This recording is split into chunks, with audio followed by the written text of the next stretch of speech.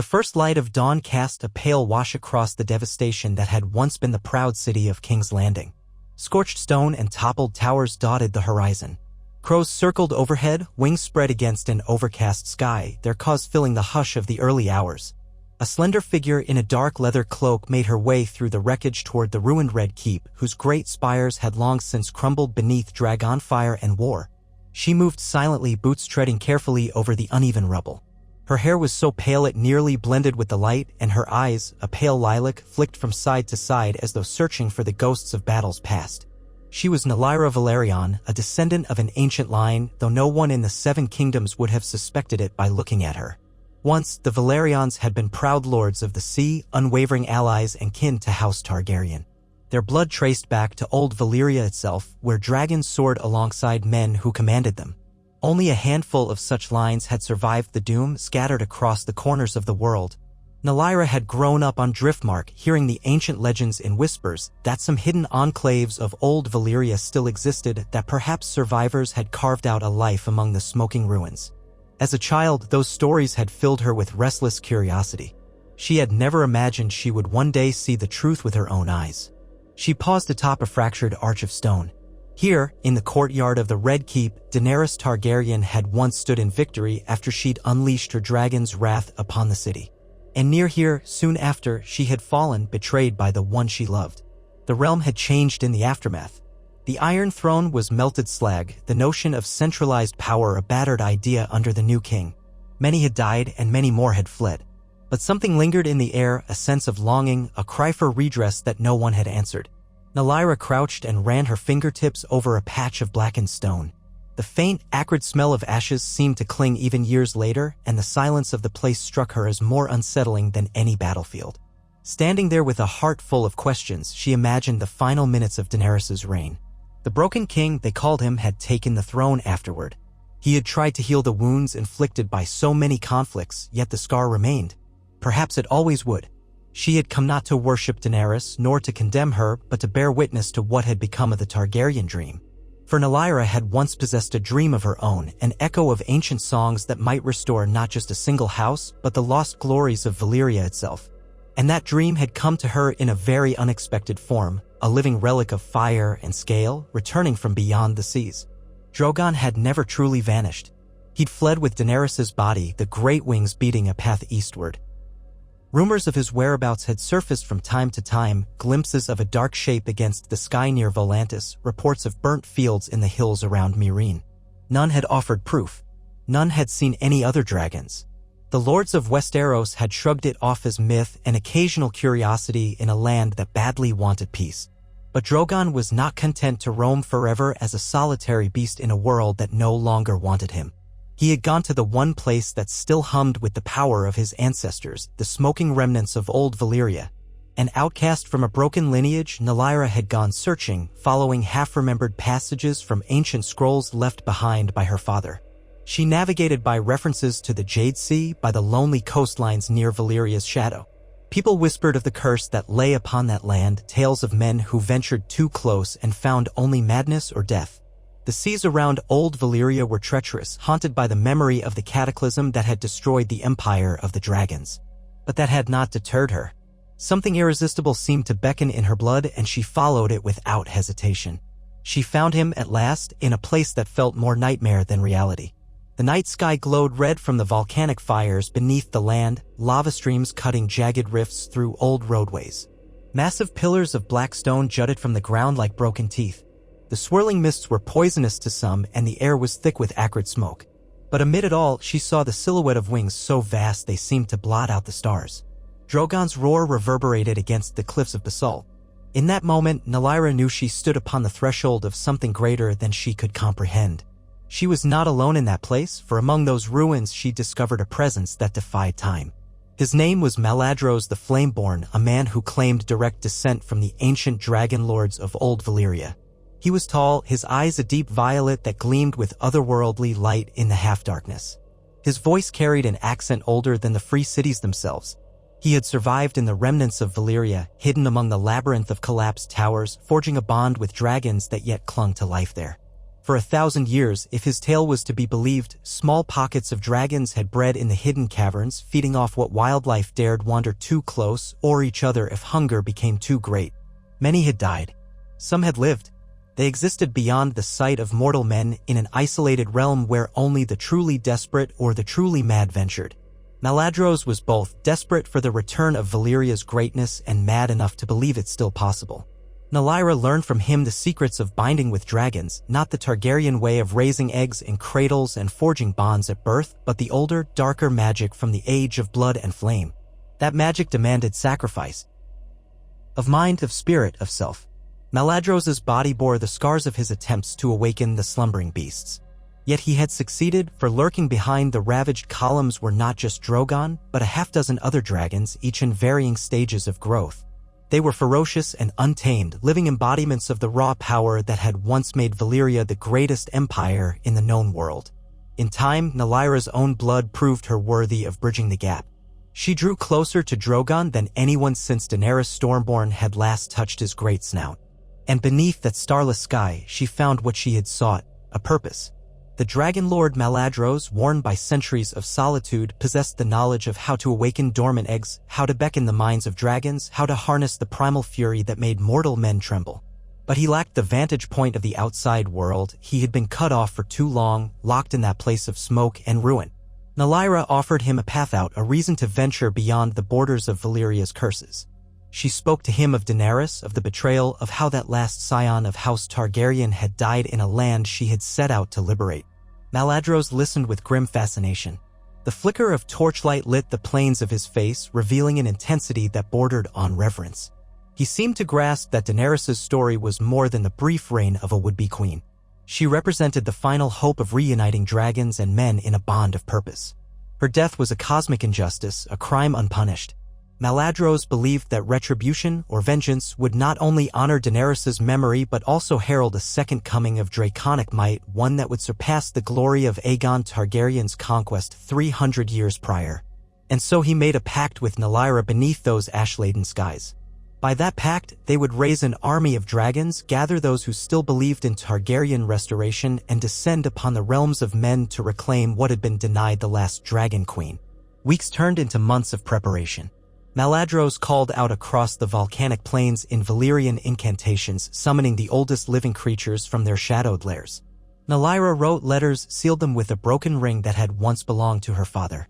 She sent them by discreet means to allies in Pentos, Lys, and the scattered exiles of the Targaryen loyalists still living near the Narrow Sea. Through cunning and gold, she secured passage for those who were brave or foolish enough to seek out Valyria.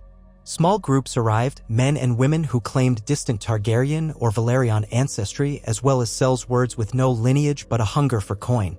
Many died en route, lost to the treacherous waters, the rumored stone men in the ruins of Valyria, or the roving packs of wild dragons who attacked on sight. But those who made it through found a cause that sparked in them a fervor beyond reason. Nylyra knew the endeavor was dangerous. It bordered on madness. Yet she felt guided by an invisible hand, as though the restless spirit of Daenerys herself urged her onward. Sometimes in her dreams she saw the silver-haired queen walking barefoot through fields of ash, a half-smile on her face that was neither cruel nor kind. She would hear Daenerys whisper, "A dragon is not a slave," echoing words from long ago. Nylyra would awaken with her heart pounding, fear and determination mingled in her breast. As the dragons multiplied, some newly hatched from dormant eggs found in crevices, Maladros used spells of old Valyria to hasten their growth and secure their obedience. Not all could be tamed, of course. Some fled, wild and untouchable, to the far corners of the burning plains. Others engaged in lethal fights for dominance, a chaotic swirl of black scales and snapping jaws. One by one, though, they forged a semblance of a brood, led by Drogon, the largest and most formidable among them. Where once only silence and dread had reigned, the ruins now echoed with the thunder of wings and the bellow of flames. It was in the 18th month since Nylyra's arrival that Maladros deemed the time ripe. By then, they had nearly 20 dragons, though some were no larger than horses. Drogon himself was colossal, and 4 others were comparable in size to him, their scales glinting red, bronze, or green in the glow of subterranean fires. Riders had been chosen, those with enough Valyrian blood or enough grit to forge a connection under Maladros's guidance. The risks were immense, more than a few aspirants had been devoured in the attempt. But the survivors, fierce and unwavering, formed the kernel of a new legion. Each would ride a dragon across the seas to the land Daenerys had once dreamed of liberating and conquering. The crossing to Westeros was not simple. Months of planning, building ships reinforced with steel plating to transport supplies and foot soldiers, forging new harnesses and training riders how to navigate the savage tempers of their dragons, it all culminated in a single night of departure.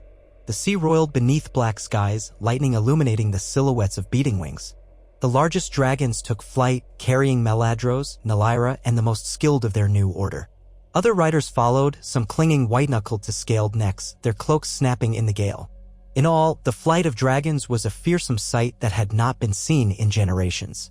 Below them, a ragtag fleet sailed, though few could keep up with the airborne creatures relying on predetermined points along the coast to regroup. Word of their approach reached Westeros in fragments of rumor. Fishermen glimpsed monstrous shadows passing overhead. Merchant galleys reported sightings of scaled beasts heading west. At first, no one believed the tales. The realm was exhausted from war, and the new king was rumored to be making progress in uniting the shattered pieces. But fear is a quick messenger. Across the Crownlands and beyond, lords and small folk alike started to look to the sky with trepidation, remembering all too well what had befallen King's Landing under Dragon fire. Nylyra and Maladros made landfall near Dragonstone, that ancient fortress that had once been the seat of House Targaryen before Aegon's conquest. The castle's silhouette was grim against a stormy sky, its gargoyles perched like watchful demons. The riders circled overhead, dragons screaming challenge as they descended onto the battlements. Nylyra felt a jolt of adrenaline pulse through her. Here, centuries ago, her ancestors had first landed when they fled the doom of Valyria. Now she returned not as a refugee but as a harbinger of something monumental. The few loyalists who guarded Dragonstone were no match for dragons. Many fled, some knelt, and a handful tried futile resistance. Maladros, with his silver hair fluttering in the wind, offered them a choice: bend the knee to the legacy of Daenerys Targaryen or be cast into the sea. Most chose survival. Within hours, the halls of the fortress trembled with the presence of dragons perched on spires and in courtyards. Maladros ordered the Targaryen banners, long since removed, to be hung again from the ramparts, newly made from black cloth emblazoned with a three-headed dragon in red. This was not so much an act of homage as it was a proclamation that the age of dragons had returned in earnest. Meanwhile, riders were dispatched to neighboring villages and towns, proclaiming the coming of the Dragon Lord of Valyria, champion of Daenerys Stormborn. They spread news of an impending reckoning upon those who had betrayed the true queen. Word spread from mouth to mouth, sometimes in whispers, sometimes in wails. Many recalled the brutality of the sack of King's Landing, uncertain whether these newcomers sought only vengeance or intended to establish dominion over the entire realm. Yet there were those who still quietly revered Daenerys for breaking chains in Essos. They saw in this new legion of dragons a chance to resurrect her dream, minus the madness that had consumed her final days. Nylyra stood on a high parapet, gazing out at the stony coast and roiling waves. She could feel the wind tugging at her hair, and she wondered if the storms roiling in her own heart would ever settle. Over the past months, she had immersed herself in old tales of House Targaryen, of the madness that seemed to plague so many of them, of the grandeur that had once lifted them above other houses. She wanted to believe their new movement would avoid such pitfalls. Maladros's fervor sometimes made her uneasy. He spoke too eagerly of setting the realm to flame, of exacting punishment upon those who'd scorned dragons in the past. Yet she reminded herself that Daenerys had fallen not only to her own rage but to the treachery and fear of those around her. Perhaps fear would keep the realm in line where trust had failed. They did not linger on Dragonstone for long. At dawn on the fifth day, Maladros summoned the riders and set forth for King's Landing. Nylyra rode a young green female named Vardlys, whose wings were streaked with iridescent bands. Maladros himself ascended the shoulders of Tauthos, an ancient beast nearly as large as Drogon, with scales the color of molten gold. Drogon flew beside them, black wings so immense they seemed to blot out the sun. The rest of the dragons trailed behind, forming a dread procession in the sky. As they approached the capital, the city's defenders scrambled to man the walls and set their scorpions. The memory of Daenerys' onslaught remained vivid for many, and there were few illusions about the damage dragons could do. But no amount of preparation could truly stand against so many adult beasts. The sky darkened with their shapes and the city seemed to hold its breath. Then came the roar of flames. Dragons unleashed their fire upon the outlying battlements, reducing siege engines to slag in moments. Soldiers fled in chaos as the beast strafed overhead, hurling torrents of flame. But Maladros had not come to destroy the city outright. He wanted to be recognized, to be feared, and to force the king to negotiate or kneel. So the dragons spared the bulk of the populace, concentrating their fury on the main fortress gates and the fortifications surrounding the Red Keep. The new king, once called Bran the Broken, had loyal knights and lords by his side, though many were scattered across the realm. The meager garrison in King's Landing was no match for a host of dragons. Yet Maladros, Nylyra, and their riders did not lay waste to the streets. Instead, they swooped down onto the ruined courtyard of the Red Keep in a thunderous display that shook the city to its core. The ring of steel on steel echoed as the king's guard formed a defensive line. The king himself, carried in a wheeled chair, came forth with calm eyes, wise beyond his youth, to confront these invaders. Nylyra dismounted, heart pounding, as Drogon let out a world-shattering roar. Embers swirled around the courtyard and the smell of smoke mingled with the stench of fear. Maladros, stepping forward in black and silver robes, his long hair braided back, locked gazes with the quiet king who had seen visions of past and future. Maladros's voice rang out, "I come to claim justice for Daenerys Targaryen, whose throne was stolen, whose death was unavenged. Do you deny her right to rule, O king?" Bran Stark's face showed neither surprise nor terror. His voice was measured, though far softer than Maladros's thunderous tone. Her claims to the throne died with her, as did her cruelty and her kindness. We live in a time of peace now. Westeros has had enough of war. Maladros's eyes narrowed. Peace built on betrayal is no peace at all. The realm owes a debt of blood for the last Dragon Queen's murder.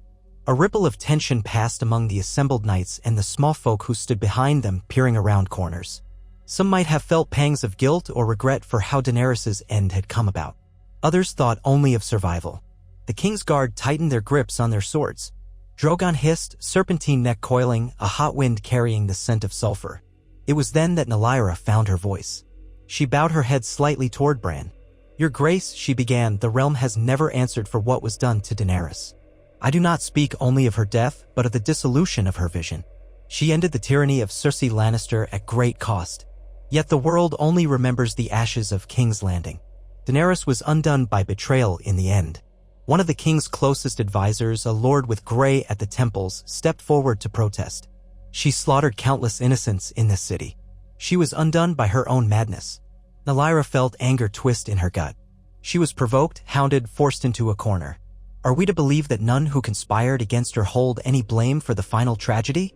Bran raised a hand for silence. The hush that fell was thick with tension. "What would you have me do?" he asked softly. "We cannot change the past. We can only shape the future. You arrive with dragons at our doorstep, demanding vengeance. That is war. That is death all over again." Maladros's expression hardened. "War must come if justice is to be done. The realm needs to know the price of betraying the blood of the dragon. We shall restore the birthright of Daenerys Targaryen, or the capital will burn as it once did." At these words, the king's guard raised their shields. The small folk began to murmur in fear. Even Nylyra was taken aback by the finality in Maladros's voice. She glanced at the devastation already around them, recalling Daenerys' dream of breaking the wheel. Yet Maladros was speaking of forging a new wheel entirely on. That would crush any who stood in its way. She wondered if they might be walking down the same path that had damned Daenerys in her last hours, but it was too late for doubt now. The dragons had already shown their might. The realm would not be unchanged by their arrival. With no reply from Bran, Maladros gave the signal. Tahos roared, reared up, and bathed the outer wall of the Red Keep in flame. Stone cracked beneath the intense heat, sending shards tumbling. The king's guard pulled Bran back as the courtyard erupted into chaos. Nylyra swung onto Vardlys's back, letting the dragon take to the air. Below her, she saw dragons rampaging through the fortress gates, scouring any defenses that dared fire back. The sky filled with shrieks of fear and triumph. King's Landing, once more, was under siege by dragon fire. There was no pitched battle in the streets this time, no mass slaughter of civilians, for Maladros had not ordered that yet. Instead, he directed the dragon's wrath almost solely against the Red Keep. With cunning, his followers targeted the strong points, bringing the fortress to its knees, collapsing towers and crumbling ramparts. Bran Stark and his retinue could do little but watch as the last vestiges of the old Targaryen seat were destroyed in a hail of fire and broken stone. By midday, the Red Keep was aflame, its courtyard a ruin of smoldering rubble. That evening, Maladros declared victory. He had no intention of letting the king or his council remain. Under the watchful eyes of the dragons, he forced them into exile, commanding them to ride north with minimal supplies. The realm could decide whether it still bent the knee to this broken king or to the new sovereign who commanded the dragons. Bran, with a gaze full of distant sorrow, left without a fight, escorted away in the dead of night while the city quivered in fear of further destruction. Nylyra watched him depart, unsure if his calm acceptance was resignation or something more foreboding, a quiet knowledge that, in the end, the choices of men and dragons would shape destinies they could not imagine. But for now, Meladros the Flayborn claimed the throne. Or rather, the spot where the throne had once stood. The Iron Throne had been melted by Daenerys' own dragon, and Meladros considered forging a new seat from Valyrian steel, perhaps in the image of the lost empire. He installed himself and his loyal riders in the Red Keep's remains, erecting a makeshift dais in the only intact hall. Over the next days, the city's functionaries came forth, kneeling in terror or in awe. Meladros rewarded those who pledged loyalty with gold and positions in his new court. Those who resisted or who were suspected of treachery vanished. Whispers abounded of men who tried to plot against the new regime only to be fed to the dragons. In the streets, some people wept, recalling the horrors they had endured under Daenerys. Others dared to hope that if they accepted the new rule, perhaps there would be no further mass destruction. Nylyra found herself torn between pride in restoring the dragon's rightful place in the world and a creeping unease at the cruelty that seemed to infest such power. She recalled Daenerys' early days, how she had freed slaves and shown compassion to those in chains. Yet here was Meladros, a man shaped by centuries of darkness in old Valyria, purging any who stood in his path. At times, she tried to counsel moderation, suggesting to him that they needed the small folk's support if they wished to rebuild the realm in Daenerys' name. He would only laugh, that hollow sound echoing in the half-ruined corridors. Westeros is not Essos, he would say. Here, power is respected above all else. We must begin by showing them we are unstoppable, or else they will conspire against us. Daenerys was too merciful with her enemies at times. Look where that brought her. Nylyra had no rebuttal that could change his conviction. He was convinced that fear was the only path to lasting rule. To him, Daenerys' downfall proved that half measures led to betrayal. Despite misgivings, Nylyra pressed forward with her role in this revolution. She used her gentle manner and Valyrian name to soothe those who might otherwise rise in rebellion. She negotiated with local lords, appealing to their sense of self-preservation. She argued that if they recognized Meladros as their sovereign, they might be spared the devastations that had befallen King's Landing. Gradually, the crownlands submitted. Tales of dragons perched on castle battlements, demanding fealty from trembling lords, spread far and wide. Some houses surrendered without a fight, hoping to avoid the fate of the Red Keep. Others tested their courage, but discovered that no ballista or crossbow could withstand a concerted dragon assault. And all the while, Drogon soared overhead, a reminder of Daenerys' looming ghost. Weeks passed into months. Meladros solidified his hold on the capital. Craftsmen from the city and beyond were drafted into forging a new seat of power from melted steel and precious metals. Each day, the dragons were fed a steady supply of cattle and sheep from the outlying farmlands, lest they turn their hunger upon the populace. The city smoldered with a mixture of dread and curiosity at what new order might arise. Meladros began taking audiences from all corners of the realm, demanding that they swear loyalty to the memory of Daenerys Targaryen and by extension to him. Lords and ladies who arrived found themselves faced with a throng of silent onlookers, watched over by riders in black and silver armor, their cloaks fastened by small dragon-shaped clasps. Overhead, 1 or 2 dragons always circled, a constant threat. Beyond the capital, the effect was immediate. Some regions capitulated swiftly while others prepared for war. The north, now bereft of Bran, had no official leader recognized by all. The Vale was rumored to be assembling armies. The Stormlands were in disarray, lacking a strong lord with a claim. Dorne, notoriously independent, stood poised on the edge of conflict, remembering how Elia Martell and her children had suffered at the hands of Lannister men, yet also recalling that Daenerys had come to them with some measure of friendship in mind.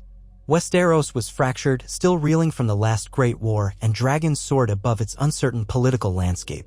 In that vacuum, Meladros saw opportunity. Yet not everyone was content with the new tyranny. Rebels began to form in the countryside, small pockets at first, but growing in number. Knights who had once served under Daenerys but believed she had lost her way, men who had fought for Jon Snow, and small folk who had tasted the fires of war and wanted no more of it. They rallied under secret banners, forging alliances in the shadows. At their core was a grim question: how could they possibly slay so many dragons? Hints of these uprisings trickled back to the capital. Maladros responded swiftly and brutally. He sent riders out with lesser dragons, torching villages suspected of harboring rebels. Ash and ruin followed in their wake. This only fanned the flames of insurrection. Soon, the roads were unsafe for the new king's supply trains. Ambushes by rebels became frequent. Dragon riders began leading armed patrols, but it was not always easy to catch small, mobile rebel units in wooded areas. The conflict simmered, threatening to explode into full-blown chaos. Amid this turbulence, Valyria struggled with her conscience. She believed Daenerys had been wronged, that justice demanded the realm acknowledge what was done. Yet the bloodshed she now witnessed made her question the path they had taken. The dream of a restored Valyrian order seemed poisoned by the same cruelty that had doomed Daenerys. She watched Maladros preside over public executions in the courtyard where Daenerys had once stood triumphant. The same vantage point, the same scorched stone, but a different figure raining terror upon the crowd. She felt the creeping dread that history was repeating itself, only worse.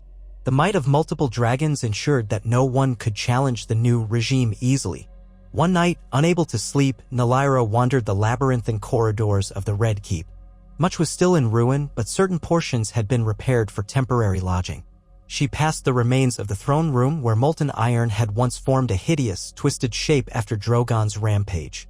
Now, blacksmiths labored day and night, forging a throne from Valyrian steel that glimmered darkly. Firelit shadows danced across the walls and the clang of hammers echoed. The seat itself was shaped like a monstrous dragon's maw, the arms like talons, a spectacle of intimidation. Maladros had insisted it be fearsome so that all who looked upon it felt the might of old Valyria. Watching the sparks fly, Valyria felt a pang of regret, recalling Daenerys' gentle smile when she had pledged to break chains and free the oppressed. Where had the dream gone? Soft footsteps approached. She turned to see Maladros himself, tall and imposing, stepping through the archway. He studied her with an inscrutable gaze. "You're troubled, Valyria." She inclined her head. "I am," she confessed. "This realm has suffered too much. Every time I see these people, I wonder if we're simply perpetuating the cycle Daenerys once sought to break." He frowned, lines of anger marking his face. Her compassion was a weakness, ultimately. She died because she was too soft on those who opposed her. She let her heart guide her where only resolve should have. Valyria's stomach churned.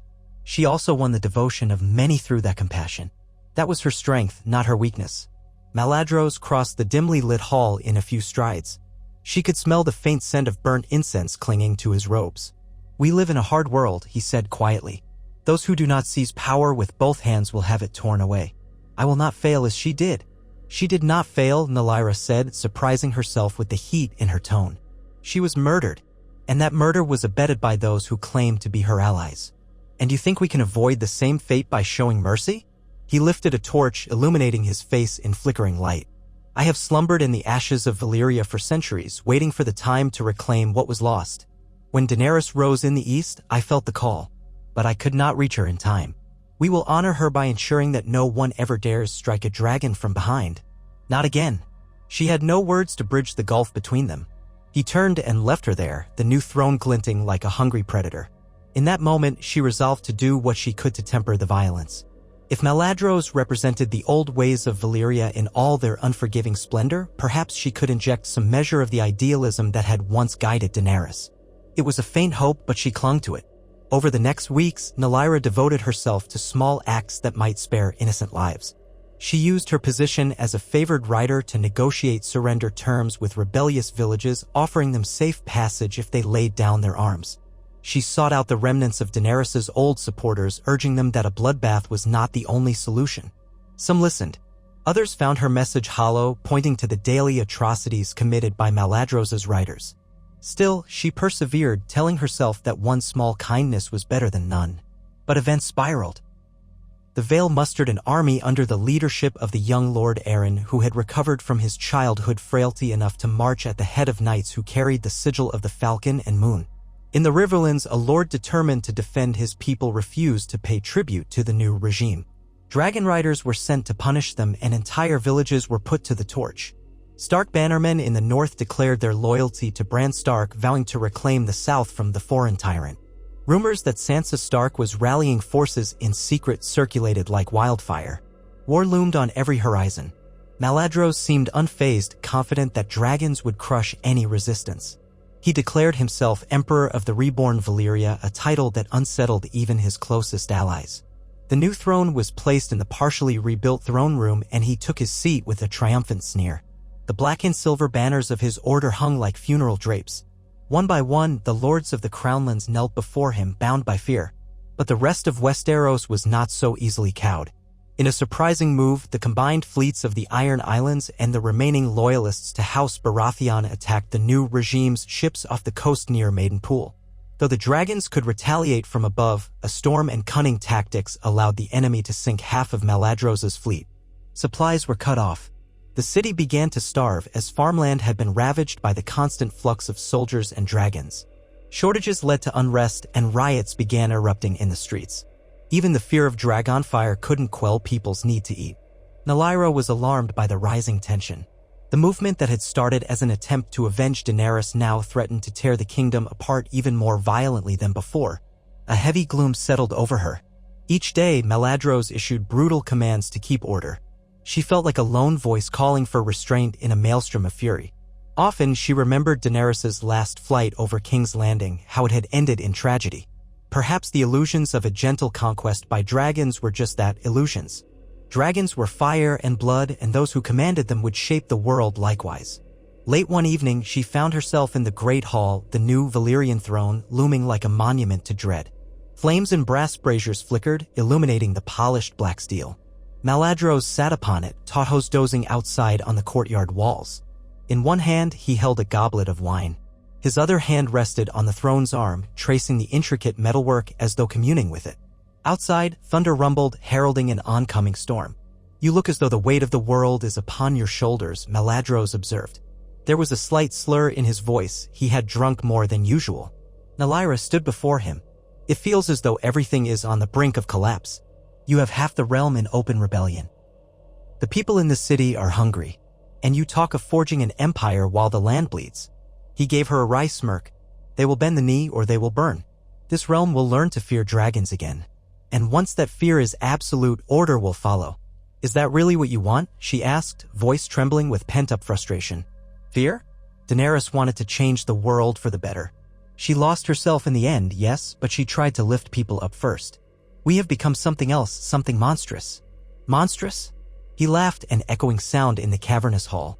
"We are the living scions of Valyria, the inheritors of a legacy older and greater than these petty kingdoms. Daenerys was the last Targaryen claimant, and they slew her for her ambition. That alone justifies our fury. But at what cost?" Valyria demanded. "Will you burn entire cities to avenge one woman?" Maladros's eyes gleamed with a feverish light. "One woman who was a queen in her own right, and more. Don't lecture me on costs, child. I have walked through the bones of my ancestors, bathed in the fires of our ruined homeland, and survived. I have listened to the tortured screams of dragons trapped in collapsed lairs. I am done bowing to weakness." She stared at him, a chill creeping down her spine. She saw, perhaps for the first time, the depth of his unyielding resolve. It was the same single-minded will that had brought forth an army of dragons. The same unwavering impetus that had toppled King's Landing in a single day. And that same unstoppable determination would not hesitate to engulf all of Westeros in dragon flame if it meant securing his dream. Without another word, she spun on her heel and left him to his throne, the echoes of her footsteps lost in the dark corridors. She wandered out into the courtyard where the night sky churned with storm clouds. Lightning flickered and a gust of wind carried the smell of rain and distant smoke. Drogon perched on a broken tower outlined in a flicker of light. He glanced down at her, great amber eyes half-lidded as though in disinterest. Thunder boomed. For a moment, she remembered seeing Daenerys astride him in the stories, the unstoppable bond of queen and beast. Now that bond was gone, replaced by alliances of necessity. She approached Drogon carefully, ignoring the drizzle that began to dot her hair. He let out a low rumble but did not spurn her presence. Tentatively, she lifted a hand, resting it against the rough scales of his flank. The warmth of him radiated through her palm. She could sense a primal sorrow in him, as though he still mourned his lost mother. Or perhaps she only projected her own grief. "What are we doing?" she whispered, though she knew the dragon could not answer. Was their quest for vengeance truly the best way to honor Daenerys' memory? Or had it become a twisted reflection of the cruelty she had once suffered? Thunder shook the sky, and she felt the ground tremble as Drogon shifted. lifting his massive head to peer at the horizon. His nostrils flared, and a growl rumbled from deep within his throat. Through the gloom, she saw flashes of movement on the outskirts of the city. Torches in the dark, many of them, an approaching force. Fear coiled in her stomach like a serpent. Another attack? The rebels? Or perhaps knights from the Vale, riding under cover of night to strike while the city's new masters slumbered? Nalaira sprinted across the courtyard, heart pounding. She climbed an exterior stair to get a better vantage. Through the sheets of rain, she could just make out a column of riders. Banners whipped in the wind, half obscured by the storm. As lightning flared, she saw the silhouette of a direwolf's head sewn upon a cloak. The north had come at last. She hurried to alert Maladros. He was already standing at a window, gazing down at the lights with cool detachment. "The wolf lords come to free the city," he said in a low voice, half to himself. "Let us show them the fury of dragons." Within minutes, the new order's riders were aloft, dragons screaming into the night. Torrential rain made flight treacherous, but they were determined. Nalaira saddled Vardlys and took to the sky, her heart a mix of excitement and dread. Below, the north's columns began their cautious advance, likely thinking the storm would hamper dragons. They were right to an extent. Visibility was terrible, and the swirling winds battered rider and beast alike. But dragons, ancient creatures of flame, had little fear of lightning. They braved the turbulence, diving in a ragged formation. A few ballista bolts shot upward, but it was hard to aim in the darkness. The dragons roared in unison, unleashing gouts of fire that sizzled in the rain. The wet conditions dampened the flames somewhat, yet the cavalry lines below broke apart in confusion. War horns blared. Nalaira tried to focus on scattering them, forcing them to retreat rather than annihilating them. But the other riders had no such restraint. They poured fire onto the men below with savage glee, ignoring the swirl of panicked screams. Far beneath her, lightning revealed glimpses of chaos. Men and horses caught in blasts of fire, banners drenched in mud and blood, the stench of fear mixing with the pungent smell of wet ash. The dragon swooped back and forth in a deadly aerial dance, forcing the Northmen to scatter into smaller groups unable to mount a coordinated assault. Maladros and Tahoe soared overhead like a golden omen of doom, raining flame upon the largest clusters. Though the North had prepared as best they could, this stormy night assault was turning into carnage. Nalaira's breath caught when she spotted one contingent still pressing forward toward the city gates. She dove down to see who led them. A tall woman with fiery red hair rode at the front. Sansa Stark. She carried no sword, others defended her, but her face was set in fierce determination, eyes blazing as she urged her horse on. This was not the timid girl once rumored to be a frightened bird in Cersei's cage. This was a leader who would dare to come into the dragon's den to free her brother's city. She called out something to her guards, and a pair of archers took aim at the sky. Nalaira pulled up, feeling a jolt of terror as arrows whizzed past. They were no ordinary arrows. Greenish flames flickered at the tips, wildfire. One arrow missed entirely, vanishing into the darkness, but another struck a nearby dragon in the shoulder. The beast shrieked in agony, flames blossoming across its scales. Nalaira watched in horror as the rider attempted to maintain control. The blazing dragon spiraled downward, crashing into the muddy field. She could only hope the rider survived. In the confusion, the Northmen pushed forward once more. The wave of infantry parted around the crash site, some trying to douse the flames, others hacking at the screeching dragon with spears. She saw steel glint, saw the wounded beast thrash in desperation, tail lashing. If it could still spew fire, it would immolate them.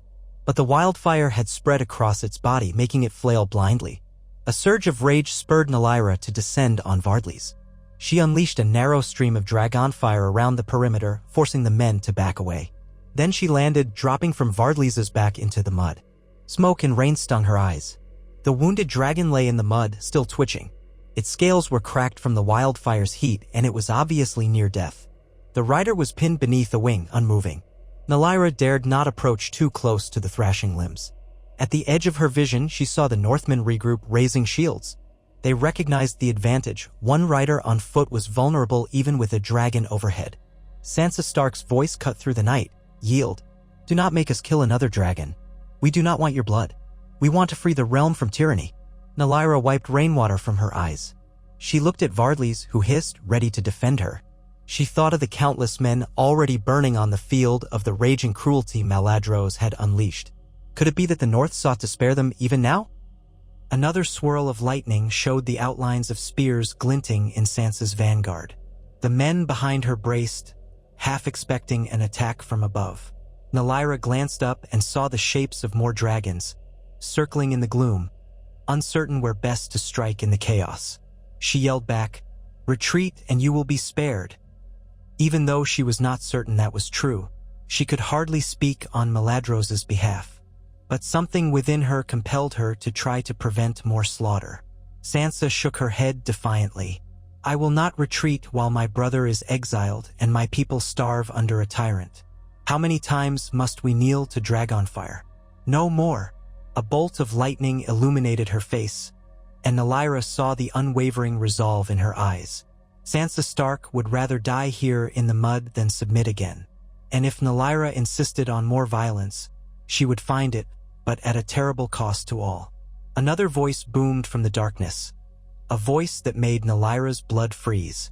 Maladros soared overhead, Tautho's bellowing flame into the raging storm. His words carried across the battlefield with unnatural resonance, as though laced with Valyrian sorcery. "Kneel and live or stand and burn. Your choice." The Northmen tensed. Sansa's jaw set, but before she could shout a reply, Maladros dove, Tautho's spewing a wide arc of fire. Men scattered, screaming as dragonflame cut them down. Nalyra cried out, "No!" She flung herself to the side, half blinded by the brilliance of the flames. Vardlys reared, shrieking. Figures were ablaze, toppling into the mud, which hissed and steamed under the onslaught. Sansa and a handful of guards managed to evade the worst of it, but they were separated from the rest of their force. Bodies littered the ground. Maladros wheeled around for another pass, heedless of the archers with wildfire arrows. Nalyra watched in horror as a second flaming arrow struck Tautho's flank. The great gold-scaled dragon roared in fury, but managed to keep flying. It circled, smoke trailing from the wound. Maladros's anger knew no bounds. He unleashed a torrent of flame that scoured the battlefield, incinerating men and beasts alike. It was a whirlwind of death, reminiscent of the darkest stories about the doom of Valyria. Tears burned in Nalyra's eyes. This was not a noble war for justice, it was a massacre. She could see Sansa Stark on the ground, pulling a wounded soldier out of the fire's path, rage and grief etched on her features. Nalyra realized, in that instant, that Daenerys' legacy was becoming an unending cycle of flames, hatred, and cruelty. If Maladros continued, he would simply become a figure as feared and despised as any tyrant that had come before. Daenerys' memory would be one of savage vengeance, not the liberation she had once offered. Shaken to her core, Nalyra ran back to Vardlys and mounted. She heard Maladros' voice ringing out, "Finish them! Show them no mercy!" In answer, the lesser dragon riders descended, ignoring the lightning, unleashing more columns of fire upon the battered remains of the Northmen. Sansa was forced to retreat, stumbling away with a handful of survivors. The mud churned with blood and ashes. Horses screamed. The putrid stink of burnt flesh hung in the air. High above, Drogon soared. Nalyra thought she saw him hesitate as though uncertain whether to join the carnage. His old instincts might have told him to protect Daenerys' kin, those of House Stark who had once allied with her, but Daenerys was gone and no command guided him except the raw impetus of Maladros' fury. He circled, letting out a deafening cry. Then he unleashed a single torrent of flame onto a ballista crew that had managed to get into position. The ballista exploded, sending shards of wood flying. That was the final blow. The remaining Northmen broke, some running, others casting down their arms to surrender. Sansa, face streaked with ash, was pulled onto a horse by one of her men as they fled into the storm's darkness. The battle ended in a grisly tableau of drenched corpses, burning equipment, and the hissing downpour. Maladros landed Tautho's in the midst of it, ignoring the agony of the dragon's wildfire wound. He leapt from the saddle, exultant in victory, black robes stained with mud. Nalyra hovered nearby, heart heavy. Maladros held out his arms, rain-drenching his hair, as he proclaimed to the sky, "Let all the realms know that the power of old Valyria cannot be challenged. Thus shall all traitors fall." Nalyra felt numb. She slid down from Vardlys and took in the devastation around her. This was not justice for Daenerys, it was butchery. She thought of the ideals Daenerys had once championed, freeing slaves, punishing cruel masters, forging a new and better world. What had become of that vision in these flames? The following days were a harrowing aftermath. King's Landing remained under tight control, but the city was no closer to stability. The North's army had been decimated, yet they would surely return with greater forces and cunning. Maladros was emboldened by his victory, ordering new offensives to crush any rebels across Westeros. Riders would be dispatched to ravage the Riverlands, the Vale, even the Reach if they refused to send tribute. Fear and bloodshed would saturate the realm yet again. Nalyra found herself unable to sleep, haunted by the sight of that battlefield and the dying men. She roamed the corridors of the Red Keep, now partially rebuilt in places, though still scarred by Daenerys' earlier conflagration and the new wave of destruction. She was not sure where she belonged in this twisted reflection of a dream. She had come seeking to honor Daenerys, only to witness atrocities done in her name. She recalled with bitter irony that Daenerys herself had devolved into unleashing terror upon King's Landing. Perhaps the power of dragons inevitably corroded all attempts at mercy. A day after the battle, she ventured to the old, half-ruined throne room where Maladros was receiving supplicants. Soldiers dragged in a captive. Nalyra recognized him as one of the Northern Knights, a survivor from the battlefield. His eyes flicked around, defiant, though fear lurked beneath his calm veneer. Maladros lounged upon his metal throne, taut hose perched outside, roaring occasionally. Dark-robed advisors stood to one side, the glow of torches reflecting off their braided hair. "Your name?" Maladros demanded. "Ser Garrod of Deepwood Mott," the knight replied in a grim tone. Maladros leaned forward. "You fought us in open battle. You saw your brothers in arms burn. Why would you persist in this folly, if not for madness?" Ser Garrod said nothing for a moment. Then, in a voice that shook but did not break, he replied, "We fought to defend our realm from a conqueror who claims the spirit of Daenerys Targaryen, yet knows nothing of her. You speak of vengeance, but I see only tyranny." Maladros' face hardened. Nalyra feared what would follow. Yet, before the sentencing could be pronounced, the knight locked eyes with her. Something in his gaze asked, "Will you allow this to continue? Will you watch another execution and remain silent?" She opened her mouth to speak, but Maladros rose from the throne. "Take him away," he ordered with a dismissive wave. "He will serve as an example." Two soldiers seized Garrod's arms. The knight did not flinch. Maladros' voice turned cold as he announced, "Let him burn for his crimes against the true heir of the dragon." The memory of Daenerys' end flashed in Nalyra's mind. She could not remain silent. She stepped forward, heart pounding. "Wait, we gain nothing by executing him in this manner. It will only stoke more hatred." Maladros turned a slow, dangerous gaze upon her. "You dare question me in my own hall? This man sought to slay our dragons. He led men against us. Shall we reward him?" Nalyra forced herself to hold his stare. "Let him take the black or rot in a dungeon. Show that we are better than those who betrayed Daenerys with murder. Spare him."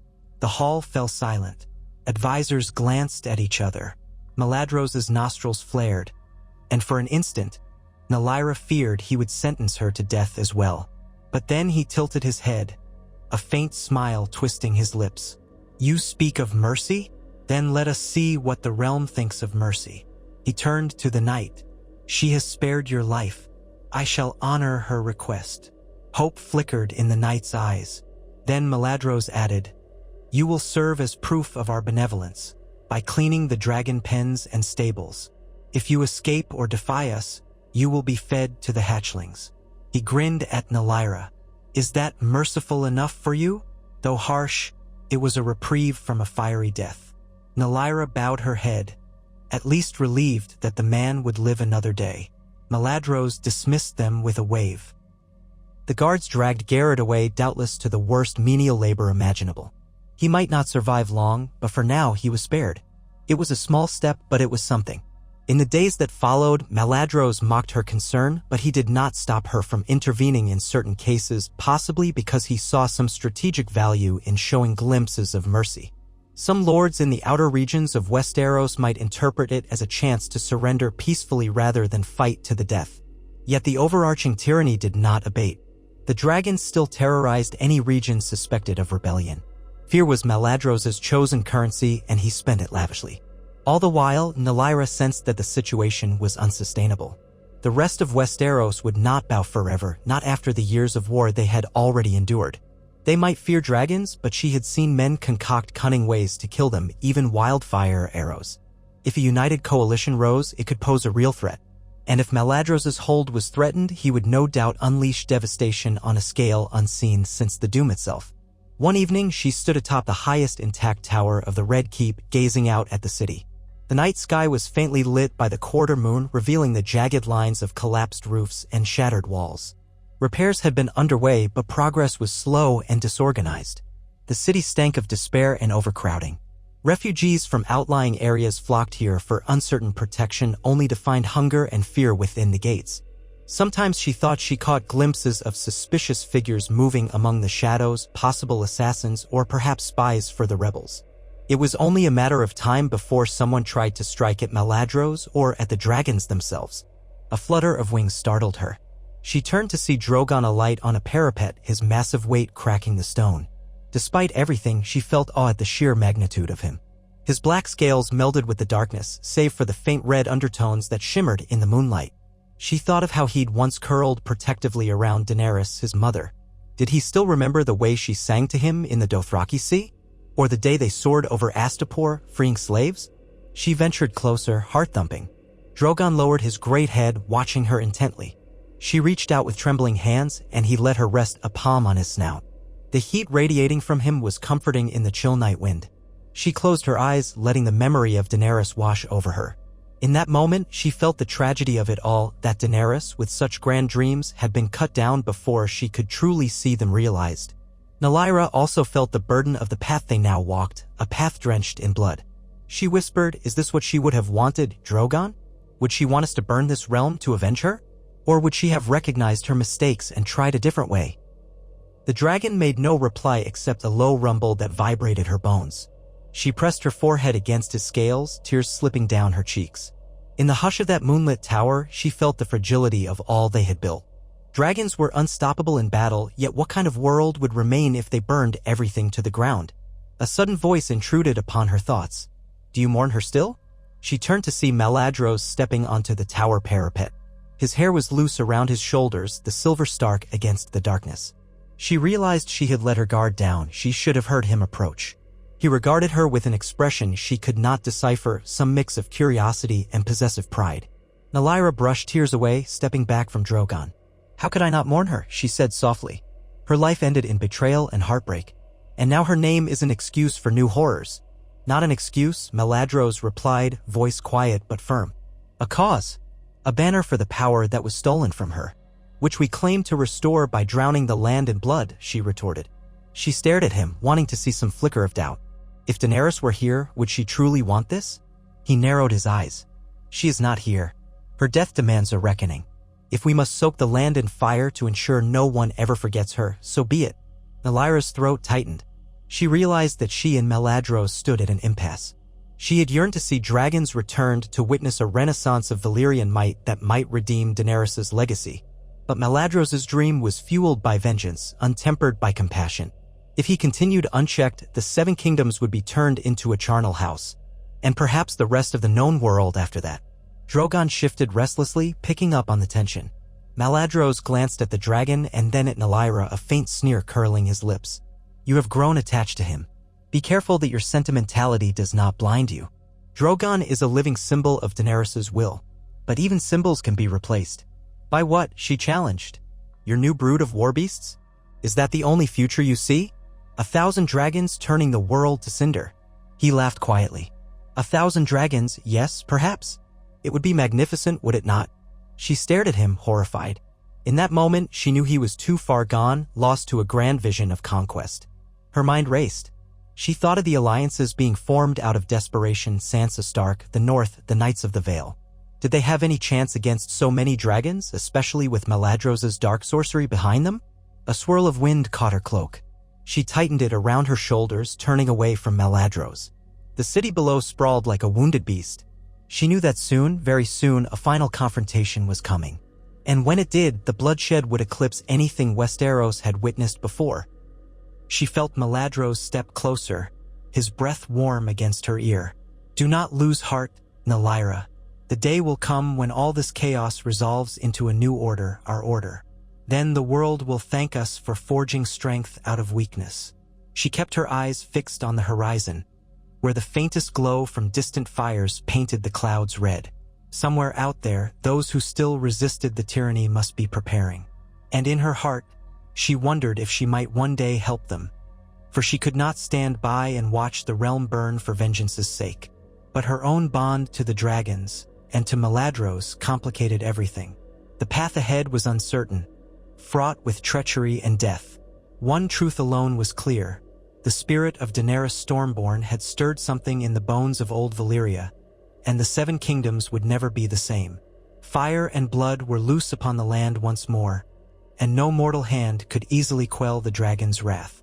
Yet perhaps, somewhere, Daenerys's own dream of a better world smoldered in the ashes, waiting for someone to kindle it anew.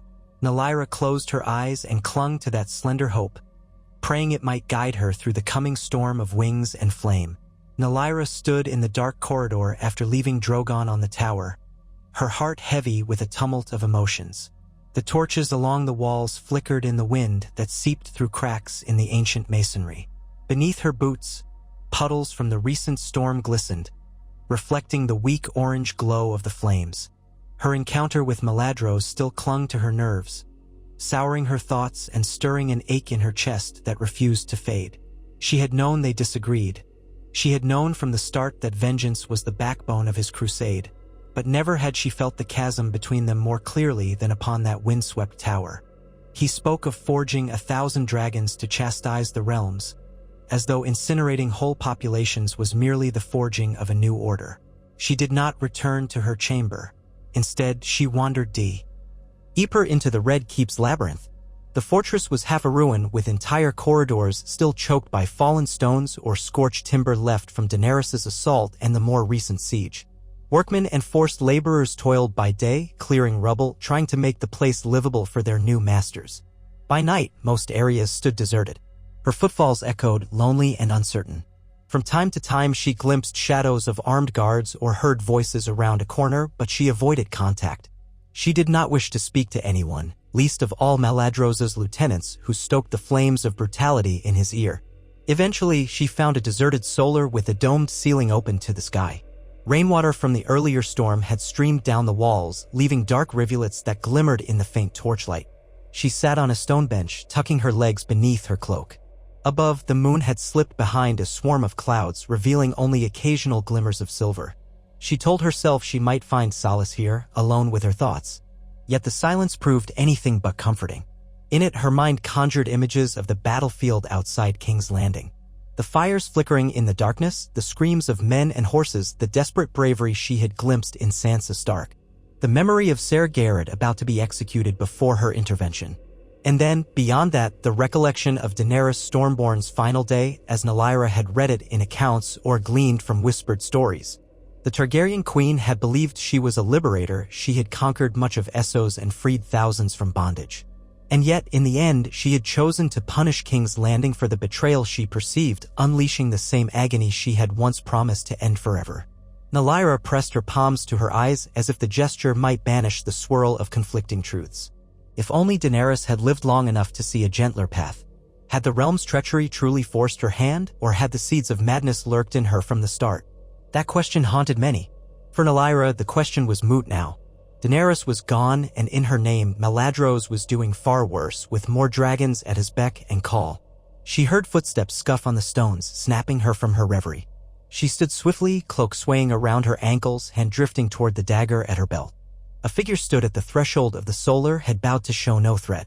Torchlight revealed a gaunt face beneath a messy tangle of salt and pepper hair.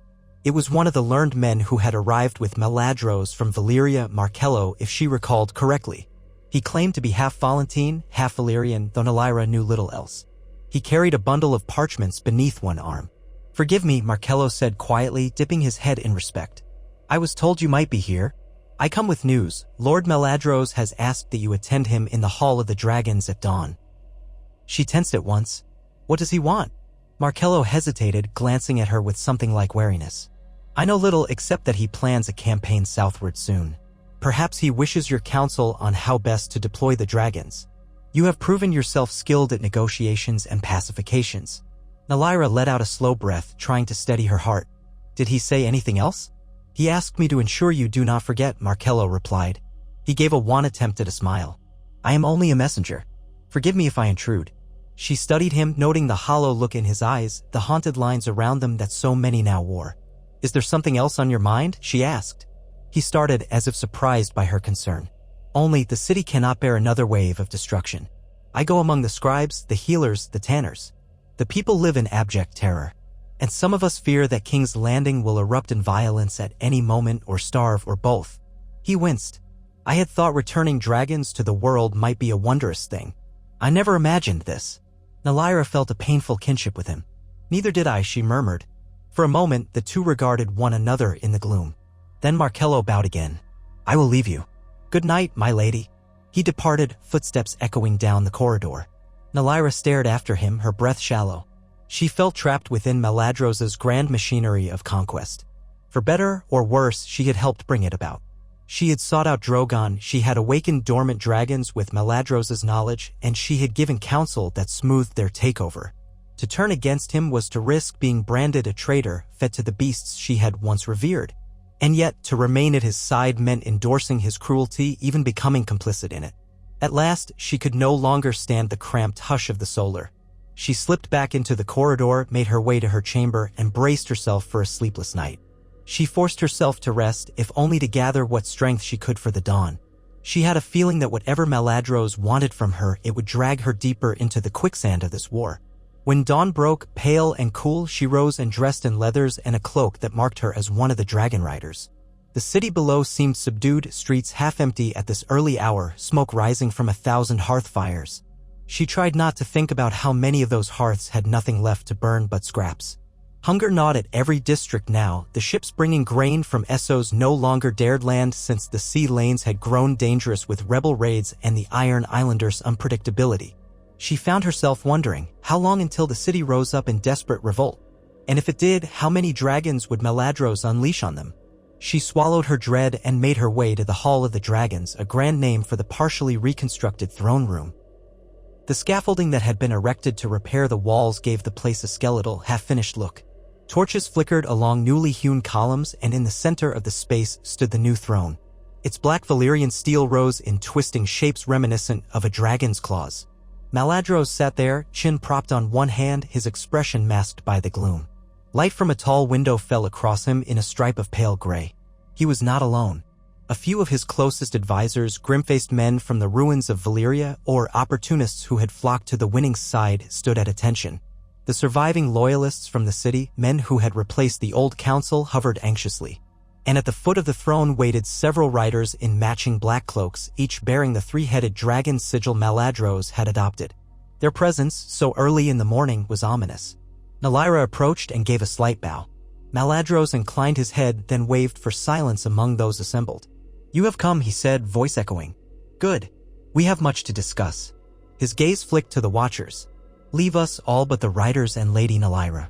The advisors exchanged uncertain looks, but they obeyed, filing out through the heavy wooden doors. The last to exit shut them, leaving only Maladros, Nalyra, and 4 other riders. Flickers of tension laced the air. Nalyra recognized each rider. Tesaro, a lanky young man from Pentos who had proven adept in the sky. Helia, once a Lysini cell sail with faint Valyrian features, cold-eyed and ruthless. Alastair Quinn, an older swordsman rumored to be one of Maladros's chosen for his unwavering loyalty, and Diria of Mir, who bore scars on her face from a dragon-hatching accident but still handled her mount with brutal efficiency. Maladros leaned forward, long silver hair falling in a curtain over his shoulders. "We strike south within a fortnight." Nalyra's stomach lurched. "Where?" "The Reach," he said. Highgarden has refused all overtures to supply grain. They have not openly declared rebellion, but their so-called neutrality is a threat. A realm that controls as much farmland as the Reach can tip the balance of power depending on who they choose to feed. I will not allow them to starve out King's Landing while playing coy with the rebels. Helios stepped forward, voice low with feigned respect. Your Grace, do we intend a full-scale assault on Highgarden? That castle is strong and the Mandor is patrolled by their knights. We have dragons, Maladros retorted. There is no castle that can stand against us for long. But I do not intend to mindlessly burn the fields. I want that harvest. The city starves. We will approach Highgarden, demand its immediate submission, and gather the grain we need. If they resist, we will remind them of the fate that befell King's Landing under Daenerys. They will yield. Or they will fight, Alastair put in, voice gruff. Then they die, Maladros said flatly. I have no patience left for half-measures. Nylyra forced herself to remain composed. She recalled that historically, Highgarden was the seat of House Tyrell, now presumably held by the next in line after the War of the Five Kings, though the show's final notes placed that territory in uncertain hands after the destruction of House Tyrell. If any blood kin to the Tyrells survived, they might claim it, but rumor said new lords had seized it in the chaos following the last war. Nonetheless, it remained a formidable fortress ringed by farmland and peopled by knights who'd had time to recover from recent conflicts. They might prefer negotiation, but Maladros's approach offered little choice, kneel or burn. He might succeed, or he might spark a conflagration that spread across half the continent. Maladros shifted his attention to Nylyra. You are going with us. I value your counsel and your presence. No doubt some of these lords of the Reach might find your Valyrian name persuasive. You can be the soft glove over my mailed fist. She struggled to keep her voice steady. I will do my best, Your Grace. But I caution restraint. We need those fields intact. We do not want to sow more seeds of hatred. Maladros's lips curved. I expected nothing less from you. Rest assured, I am not planning to reduce the entire Reach to ash, only those parts that fail to bow. He cast a sidelong look at the other riders. Spread the word to our forces. We march, or shall I say, fly within 2 weeks.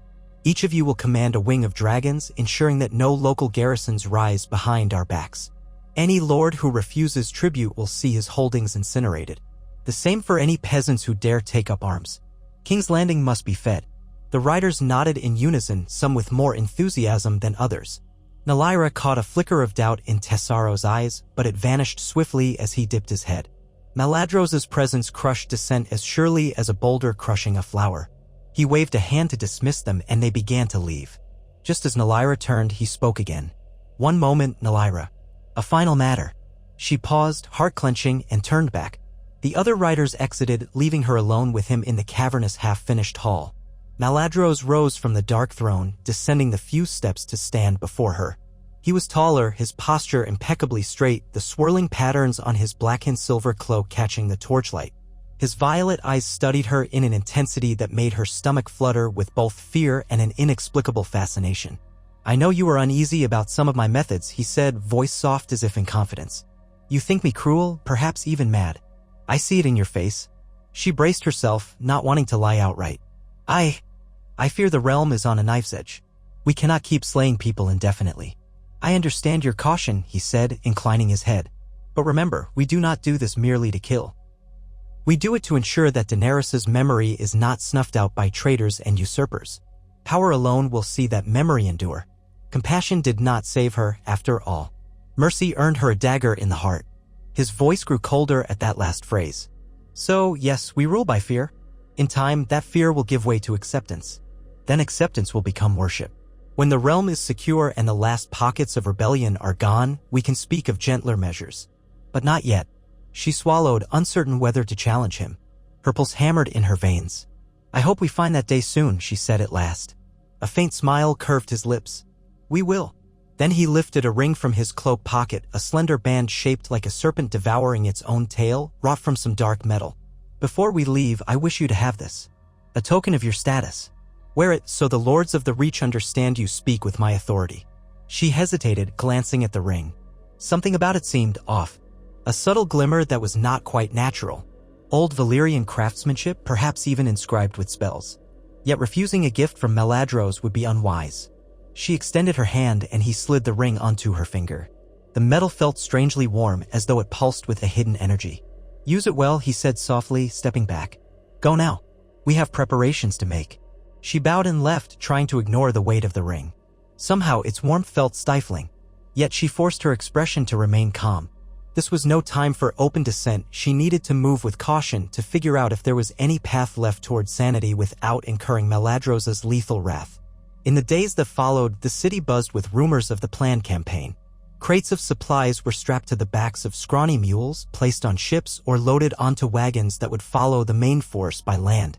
Though dragons soared above, a sizable number of ground troops, Sellswords, forced levy from the Crownlands, and the newly formed Dragon Legion of riders on horseback would accompany them to hold whatever castles or towns surrendered. The disruptions to daily life were immense. The streets clogged with departing soldiers, blacksmiths forging more weapons, ragged men hoping to earn gold by enlisting. Meanwhile, more refugees poured in from burned villages on the outskirts, begging for food or shelter, only to find that the capital had none to spare. Tensions simmered ominously.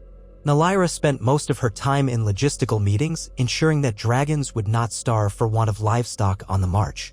It was a grim irony, the region already lacked supplies. To feed 24 dragons daily required an enormous supply of cattle or sheep. Maladros planned to seize what he needed in the Reach, but that would take time. In the interim, the beasts had to be kept fed so they wouldn't prey on the city's own inhabitants. She also checked on Ser Garrod in the dragon pens.